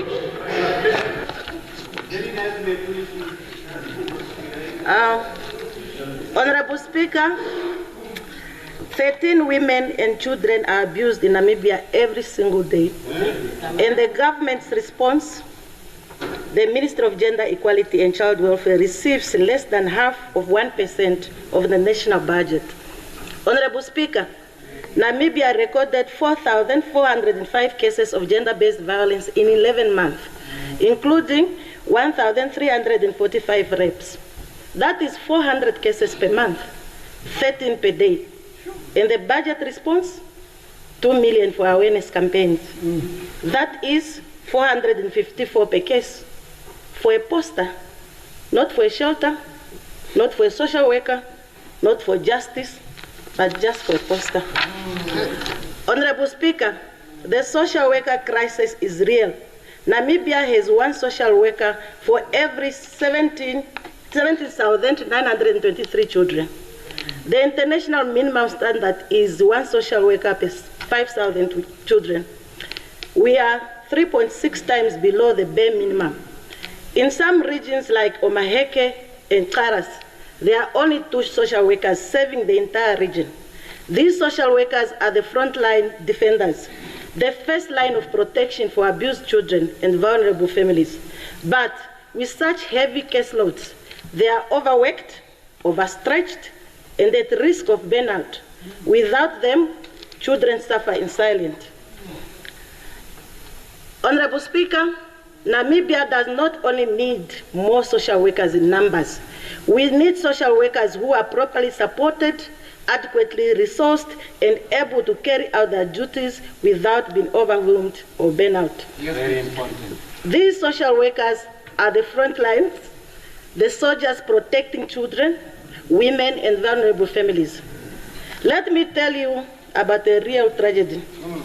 In September 2025, at Onankali village, Oshkoto region, a 33-year-old man killed his 2 children, a 4-year-old girl and a 2-year-old boy. After falsely believing were not his, he strangled them, sent messages to family members, and later surrendered to the police. Imagine the terror of those children, the heartbreak of a mother, and the despair of the community. If there had been a social worker in that constituency, that family might have been identified as a risk. Those children might be alive today, but there was no social worker because this government does not fund them. Honorable Speaker, only 50,000 is allocated for DNA testing. This is insufficient given the rising number of child murders due to paternity disputes. Proper investigations require proper resources. And let's talk about shelters. There are only 8 government-operated GBV shelters, and 6 regions have none at all. And this budget shows no indication that new shelters will be built. Where do abused women go? Where do children go when their homes are unsafe? This is unfair, and this is unsustainable. Honorable Speaker, let me speak about the pension betrayal. Her Excellency, the President, promised 3,000 per month for our senior citizens. This was a clear promise to ensure dignity of our elderly, but in reality, the increase in this budget is only $100 Namibian, from 1,600 to 1,700. How many of our senior citizens will be alive to see the 3,000 promised to them if they are now told to wait another 5 years? That is not governance, that is betrayal. Let me remind this chamber, when Your Excellency was Minister of Women Affairs and Child Welfare, she personally championed laws that protected women, including the Combating of Domestic Violence Act. She knows the consequences of underfunding. And now, women are occupying top positions. We have a female president, a female vice president, a female speaker, a female gender minister, including a female finance minister. We expected that the Ministry of Gender Equality and Child to receive a fair and serious allocation, yet it is treated like a stepchild of this government. Honorable Speaker, we must also focus on empowering boys to grow into responsible mentorship, life skills, and positive masculinity programs are essential for breaking the cycle of violence. But these programs receive very little funding, yet they are critical for our future. Honorable Speaker, as I conclude, the work of the Minister of Gender Equality and Child Welfare is vital, but the resources allocated does not match the seriousness of the problems it faces. If Namibia truly wants to protect children, empower women, guide boys, fight gender-based violence, and save life, this budget must clearly reflect that commitment. Our people deserve protection, our women deserve safety, our children deserve a future. Honorable Speaker, honorable members, I so submit. Honorable Tushavi. Honorable Tushavi. Stand up.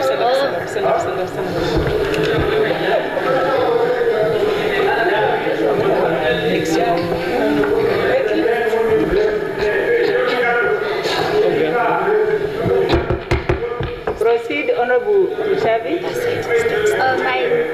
Camera.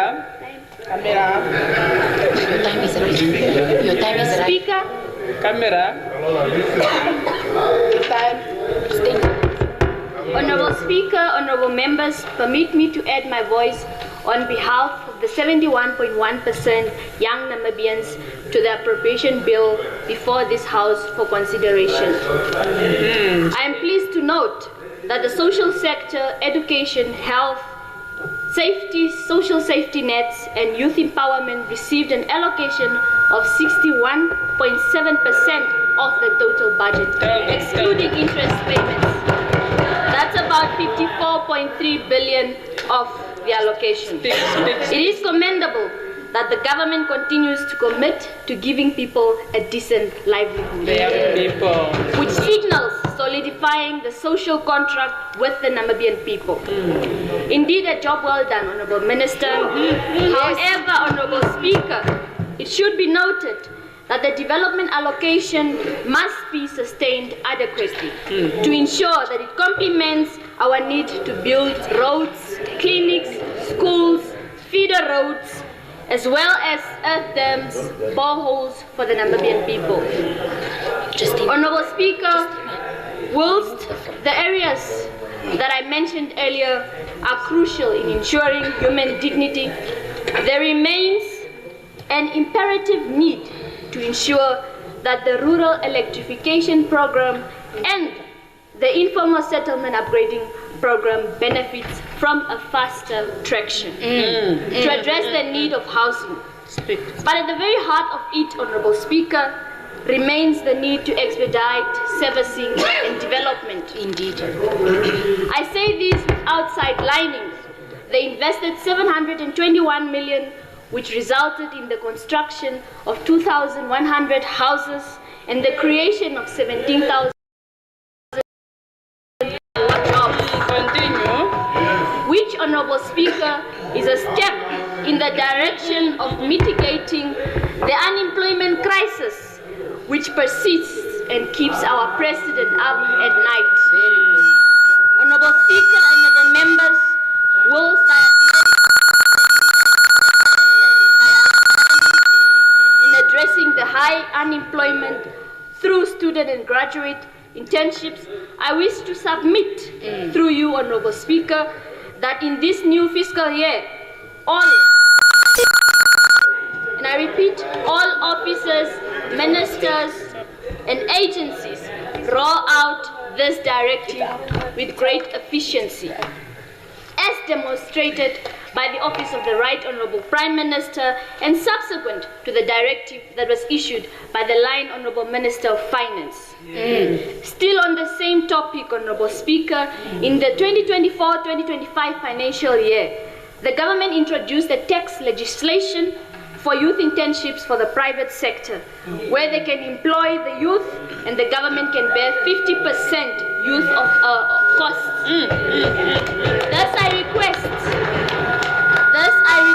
the Line Ministry of Finance to ensure that NAMRA reports on the outcome of the private sector legislation program, with a clear indication of who applied, who did not apply, and for those who did not apply, why did they not do so? In the same vein, Honorable Speaker, let corporate social responsibility be extended to ensuring that youth unemployment does not take precedence. The current unemployment rate requires young people to be hired in big numbers, but not only hired by internships, however, to assimilate into the workforce. Equally so, Honorable Speaker, allow me to submit a site recommendation to the Honorable Minister of Justice and Labour to develop a stringent national regulatory policies around state and private internships to mitigate the exploration of youth, Honorable Minister. Honorable Speaker, Honorable Minister of Finance, we wish to see more emphasis on the budget around key essentials that help fight the cost of living, or rather let me say the inflation rate. On key goods such as basic groceries, be it sugar, oil, maize meal, packaged mahangu, and zero ratings on sanitary pads. Honorable Minister, these are essentials which remain vital commodities for human livelihood, and therefore we cannot use them as deliberate means of state revenue collection. Honorable Speaker, honorable members, the National Youth Development Fund, given its structure and allocation, it is very important that we receive a fully fledged report since its inception. I think it would interest the House how the DFIs are managing the loans and the grants themselves, or are they subcontracting? And if they are, how does that look like from those lenses? I also commend the logic behind every young Namibian being able to wake up any day to apply for the National Youth Development Fund. The National Youth Development Fund should reduce its working days for the review process equally, Honorable Minister. Therefore, there remains a need to collapse the stringent measures which serve as barriers for young people to access funding. At this particular juncture, I call upon the Ministry of Finance to finalize the marketing, communication and visibility initiative that was run through a competition last year, as well as the development of a database. I believe that the database will serve as a great point of case study for young people to access information, and we can use this to keep track of the impact and evaluation which I earlier alluded to, so that we strengthen the visibility of the National Youth Development Fund. I should be able to tell how many young people from Kabe South have applied and benefited from the National Youth Development Fund. A young person in Kaukoland must know what the National Youth Development Fund aims to achieve, and a young person in Omudangilo constituency, a youth in Epalela, a youth in Erbe, Hibion, Tess, Arwap, or Shifo, and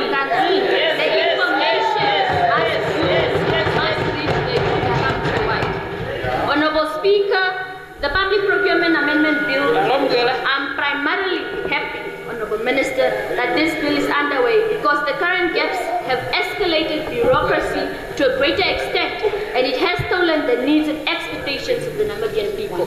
It is unconventional that a light bulb needed in Grootfontein has to go through rigorous channels for it to reach its designated area. While we look at this amendment, Honorable Speaker, may we look into decentralization of procurement with, of course, clear accountability frameworks, which will serve to strengthen regulation of human behavior whilst administering public procurement. I further welcome the e-commerce initiative as established, of course, Honorable Speaker. While NAMRA is looking at this smooth operational measures, NAMRA should consider relooking its tax rates, which have resulted in many SMEs to be unable to accumulate their much warranted interest. Honorable Speaker, both sports, youth and National Service received an allocation of 750 million and over the MTF 83.6 billion. I wish to say that just the other day we celebrated brave gladiators for their victory. May that win be a clarion reminder of the level of investment required for the sports industry. Honorable Speaker, as I retreat back to my seat, allow me to commend the Honorable Minister of Finance for the timely tabling of this appropriation bill for consideration, a bill which seeks to complement the political will of this government by investing in the human capital of the public sector, which remains the cornerstone of public service delivery, the mandate of any state. Well intended, Honorable Minister. Lastly, thank you.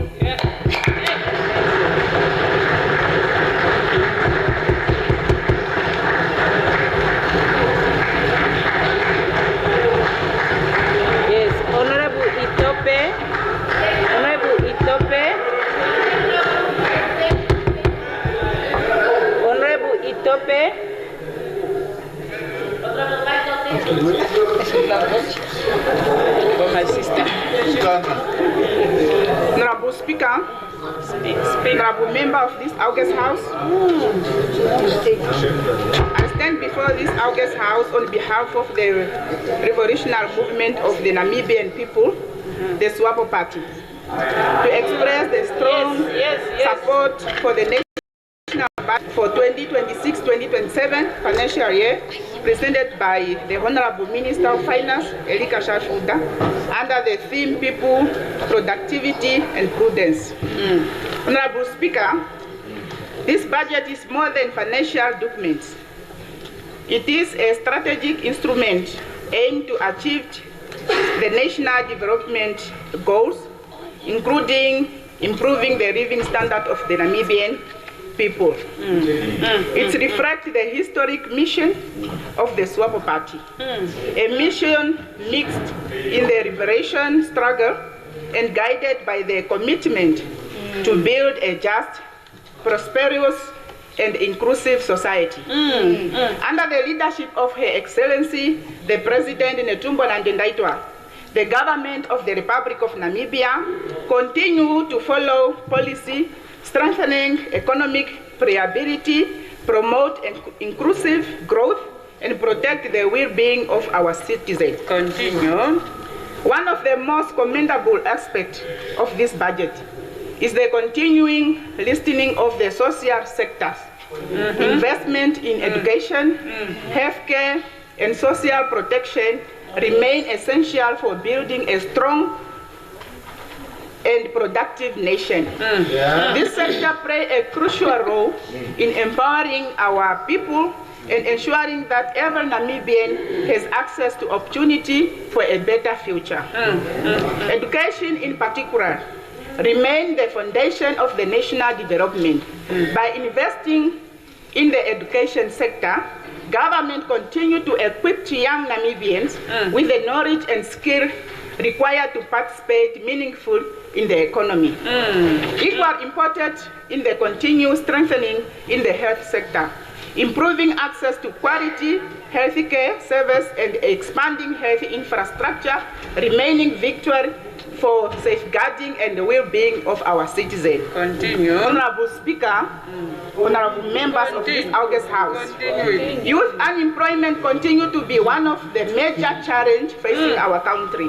However, government has taken important steps to address this challenge through programs aimed at skill development, youth empowerment and support for small and medium enterprises, encouraging entrepreneurship and supporting innovation among young people will contribute meaningful to job creation and economic change. Infrastructure development also remains a key pillar for economic transformation. Investment in roads, water infrastructure, energy supply, and digital connectivity is essential for stimulating economic growth and improving service delivery across to the country. Such investment not only enhance productivity, but also create employment opportunity and promote balancing regional development. Honorable Speaker, the Honorable Minister demonstrated commendable fiscal responsibility in the management of public finance. Prudent management of resources is essential to ensure that government can continue deliver services while maintaining physical sustainability and the microeconomic stability in general. At the same time, effective implementation of programs remain crucial. Office, ministry, and agencies must ensure that the resources allocated through this budget are utilized well, transparently, and in the best interest of the people of Namibia. Monitoring and evaluation function will be strengthening to ensure great value for money. As Member of Parliament representing the SWAPO party, we carry a responsibility to support policies that promote economic transformation, social justice, and national development. This budget reflects government commitment to strengthening the foundation of our economy while protecting the most vulnerable members of our society. Honorable Speaker, in conclusion, the national budget for the 2026-2027 financial year is responsible, progressive, and aligned with the developmental vision of the SWAPO party. As stated in the NDC 6 and the Convention SWAPO party implementation plan, promote inclusive growth, strengthening social protection, and advance the national interest. For this reason, Honorable Speaker, I fully support the budget.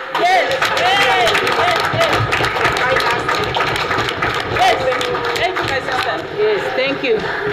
Thank you, Honorable Nekongo.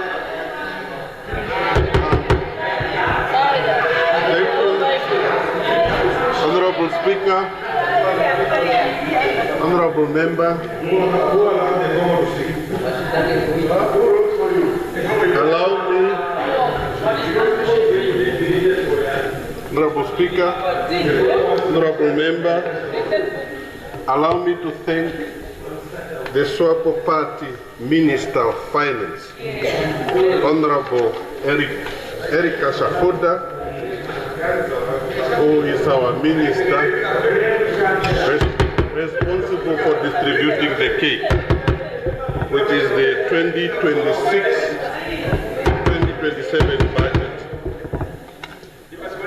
The budget came at a time of the tight physical space, high debt and fragile recovery, guided by the theme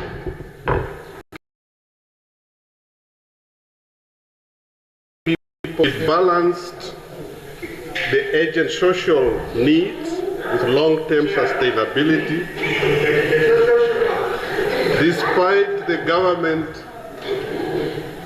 Despite constraint, government has delivered the real progress that we have promised our people in our SWAPO party manifesto, which is here.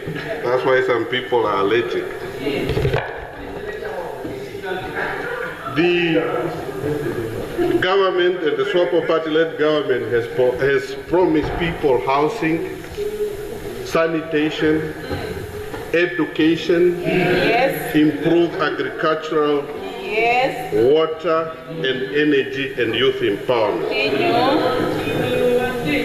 This budget again is reaffirming our commitment to our people for making sure that we take care of the sanitation facility, we create employment for our people, the tertiary education support that we have promised our people is also budgeted and to be also realized under the same budget. We also promise our people employment. Last year, we have already seen that the budget that we have promised our people, and this year about 134 students will be enrolled through that program. We also made sure that teachers that in this house, some people feel they are the one that represent the teachers. Many teachers were recruited last year. And we will continue. 2,772. Those are the teachers that we have recruited last year.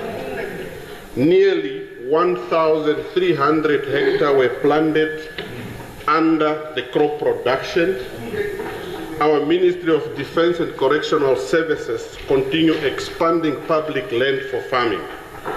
Water and electrification projects advance and expanding access across our country.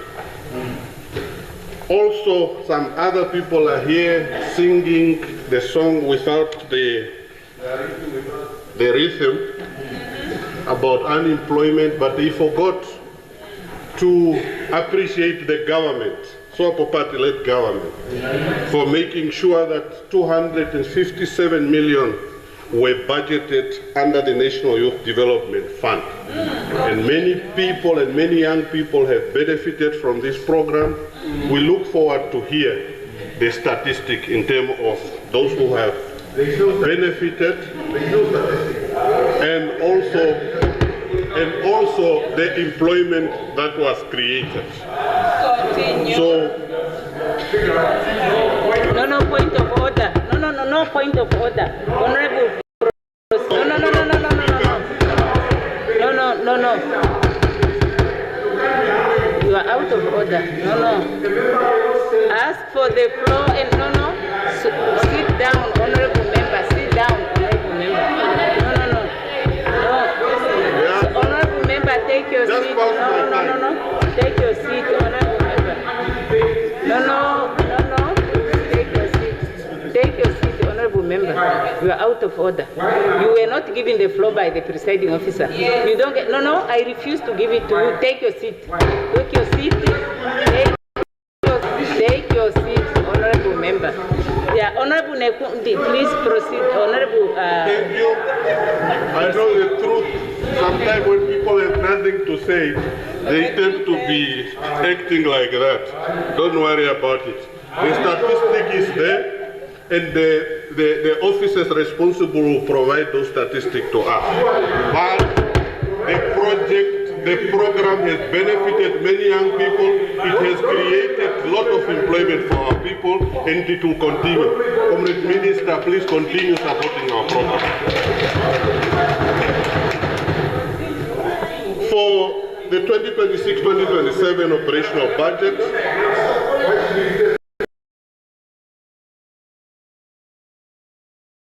$3 billion, with a saving of 2.3 billion achieved through expenditure realization. The development budget, which is about 6.5 billion, supplemented by a 4 billion in external grants and loans. The social sector remains the largest beneficiary with a 54. No, honorable member, please take your seat. Let the members continue. No, honorable member, take your seat. Honorable member, proceed. No, honorable member, just take your seat. No, honorable member, just take your seat. No, honorable member, no. Please, honorable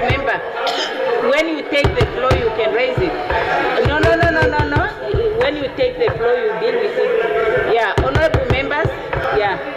Honorable Nekongo, continue. Thank you very much, Minister of Finance. We thank you for the 28 billion for the education, which includes a 2.8 billion for tertiary subsidies. Yes. Thank you very much, Comrade Minister. The young people of this country appreciate it. Thank you very much. 13.1 billion for the Ministry of Health, and I'm very happy that this money is made allocated so that all of us must go and receive the treatment at the hospital, which we have built for our people. And I'm happy also that a 259 million will go for health professional recruitment. So thank you very much, Minister. 750 million for the Ministry of Youth and National, for the Ministry of Youth, Sport and National Service. Thank you very much. This money will be able to build stadiums that we have promised our people, so that our people, the young, the brave gladiator, brave warriors can now play home. Yes, I also appreciate that 1.5 billion for veteran was made available, but those that are responsible, please make sure that the veterans receive their money. The economic and infrastructure received the huge allocation. We appreciate the 2.1 billion for the Ministry of Works, so that we can make sure that our roads are built, and yes, the railways are built. If you want the details, the books are there. So I also want to appreciate the 826.7 million for the Ministry of Mines and Energy, with the 320 million for rural electrification. So thank you very much, Minister, so that we ensure that the rural electrification and our people have electricity. So thank you very much for the allocations responsible for water and marine resources, including 579 million for developmental funding and over 1.1 billion in external funding. So we also want to thank the ministry for the ministry for 7.5 billion for defense. Now that we see the war around the world, this is the time that we understand the importance of the allocation for us to protect ourselves. Honorable Speaker, this budget protects the essential social sector. It supports productivity, investment, advance the youth empowerment, and maintain the physical discipline. It strikes the balance between ambitions and affordability, while relying on foundation for sustainable inclusive growth. At the same time, it's also aligned to the SWAPO Party manifesto. Therefore, Honorable Minister, I stand here to support the bill. Thank you. Thank you. Honorable Philip. Honorable Philip. Honorable Philippe. It's fine. Only whatever you call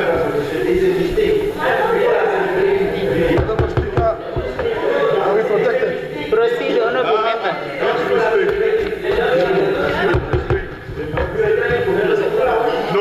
No, there's no mistake. Honorable members, let's please have silence in the house. Honorable Philippe, take the floor.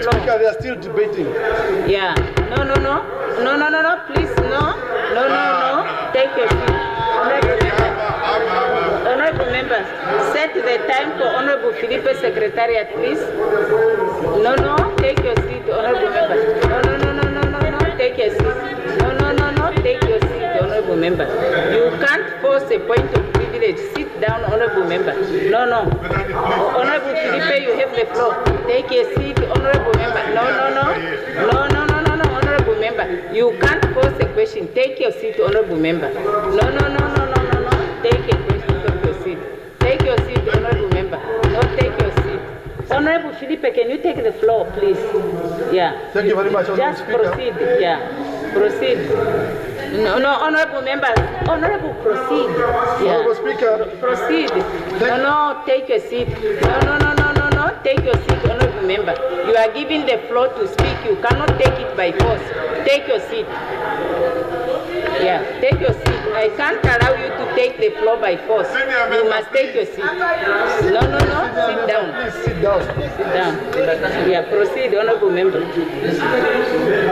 Speaker, my time. You are the one that is violating the rule. Just proceed, honorable. Please start over my time, honorable Speaker. Yeah, proceed, please. Yeah. Okay, thank you, honorable Speaker, and welcome back, honorable Speaker. I rise to join other honorable members that have taken the floor, particularly those that supported this budget, a budget of the people, and a budget presented by our capable Minister of Finance.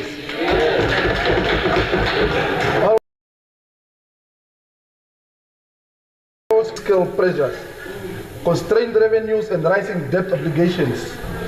Yet, despite these realities, the people productivity demonstrate the fiscal sustainability.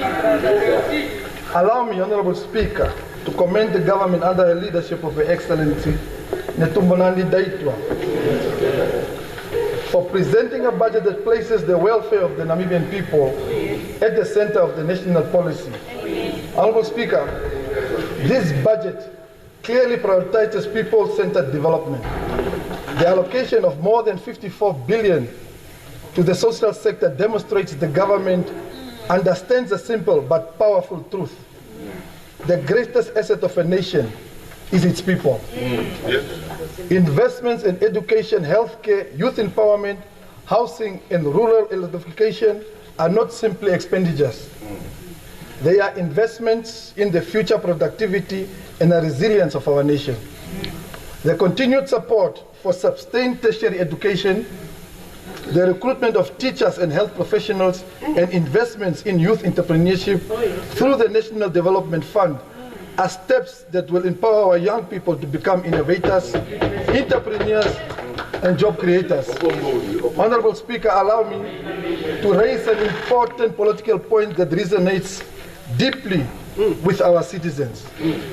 Firstly, this budget must translate into visible service delivery.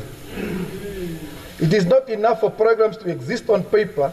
Citizens must experience the presence of government through efficient services, accessible institutions, and responsive public officials. Therefore, all officers, ministries, and agencies must become proactive in assisting the public. Government offices must never become places where citizens encounter frustration, unnecessary delays, or indifference. Public servants must remember that they serve the people of Namibia, and their work must be professionalism, agency, and commitment to national development. Honorable Speaker, secondly, economic growth must be inclusive. Namibia remains one of the countries with the highest levels of inequality, and our economic progress benefit every Namibian, especially the youth, the women, rural communities, and small entrepreneurs. This budget supports SMEs, agriculture, youth infrastructure is therefore important because it expands economic participation. A strong economy is not measured only by the growth figures, but how many citizens are able to participate meaningfully in that growth. Honorable Speaker, in speaking about nation building and inequality, I am reminded of the words of an African statesman, Nelson Mandela, who once said, "Overcoming poverty is not a gesture of charity. It is an act of justice, like slavery and apartheid. Poverty is not natural. It is man-made and it can be overcome by actions of human beings." And I'm going to repeat that. Overcoming poverty is not a gesture of charity. Yes. It is an act of justice, like slavery and apartheid. Poverty is not natural. It is man-made and it can be overcome by the actions of human beings. These words remind us that reducing inequality, it is not only an economic objective, it is a moral responsibility.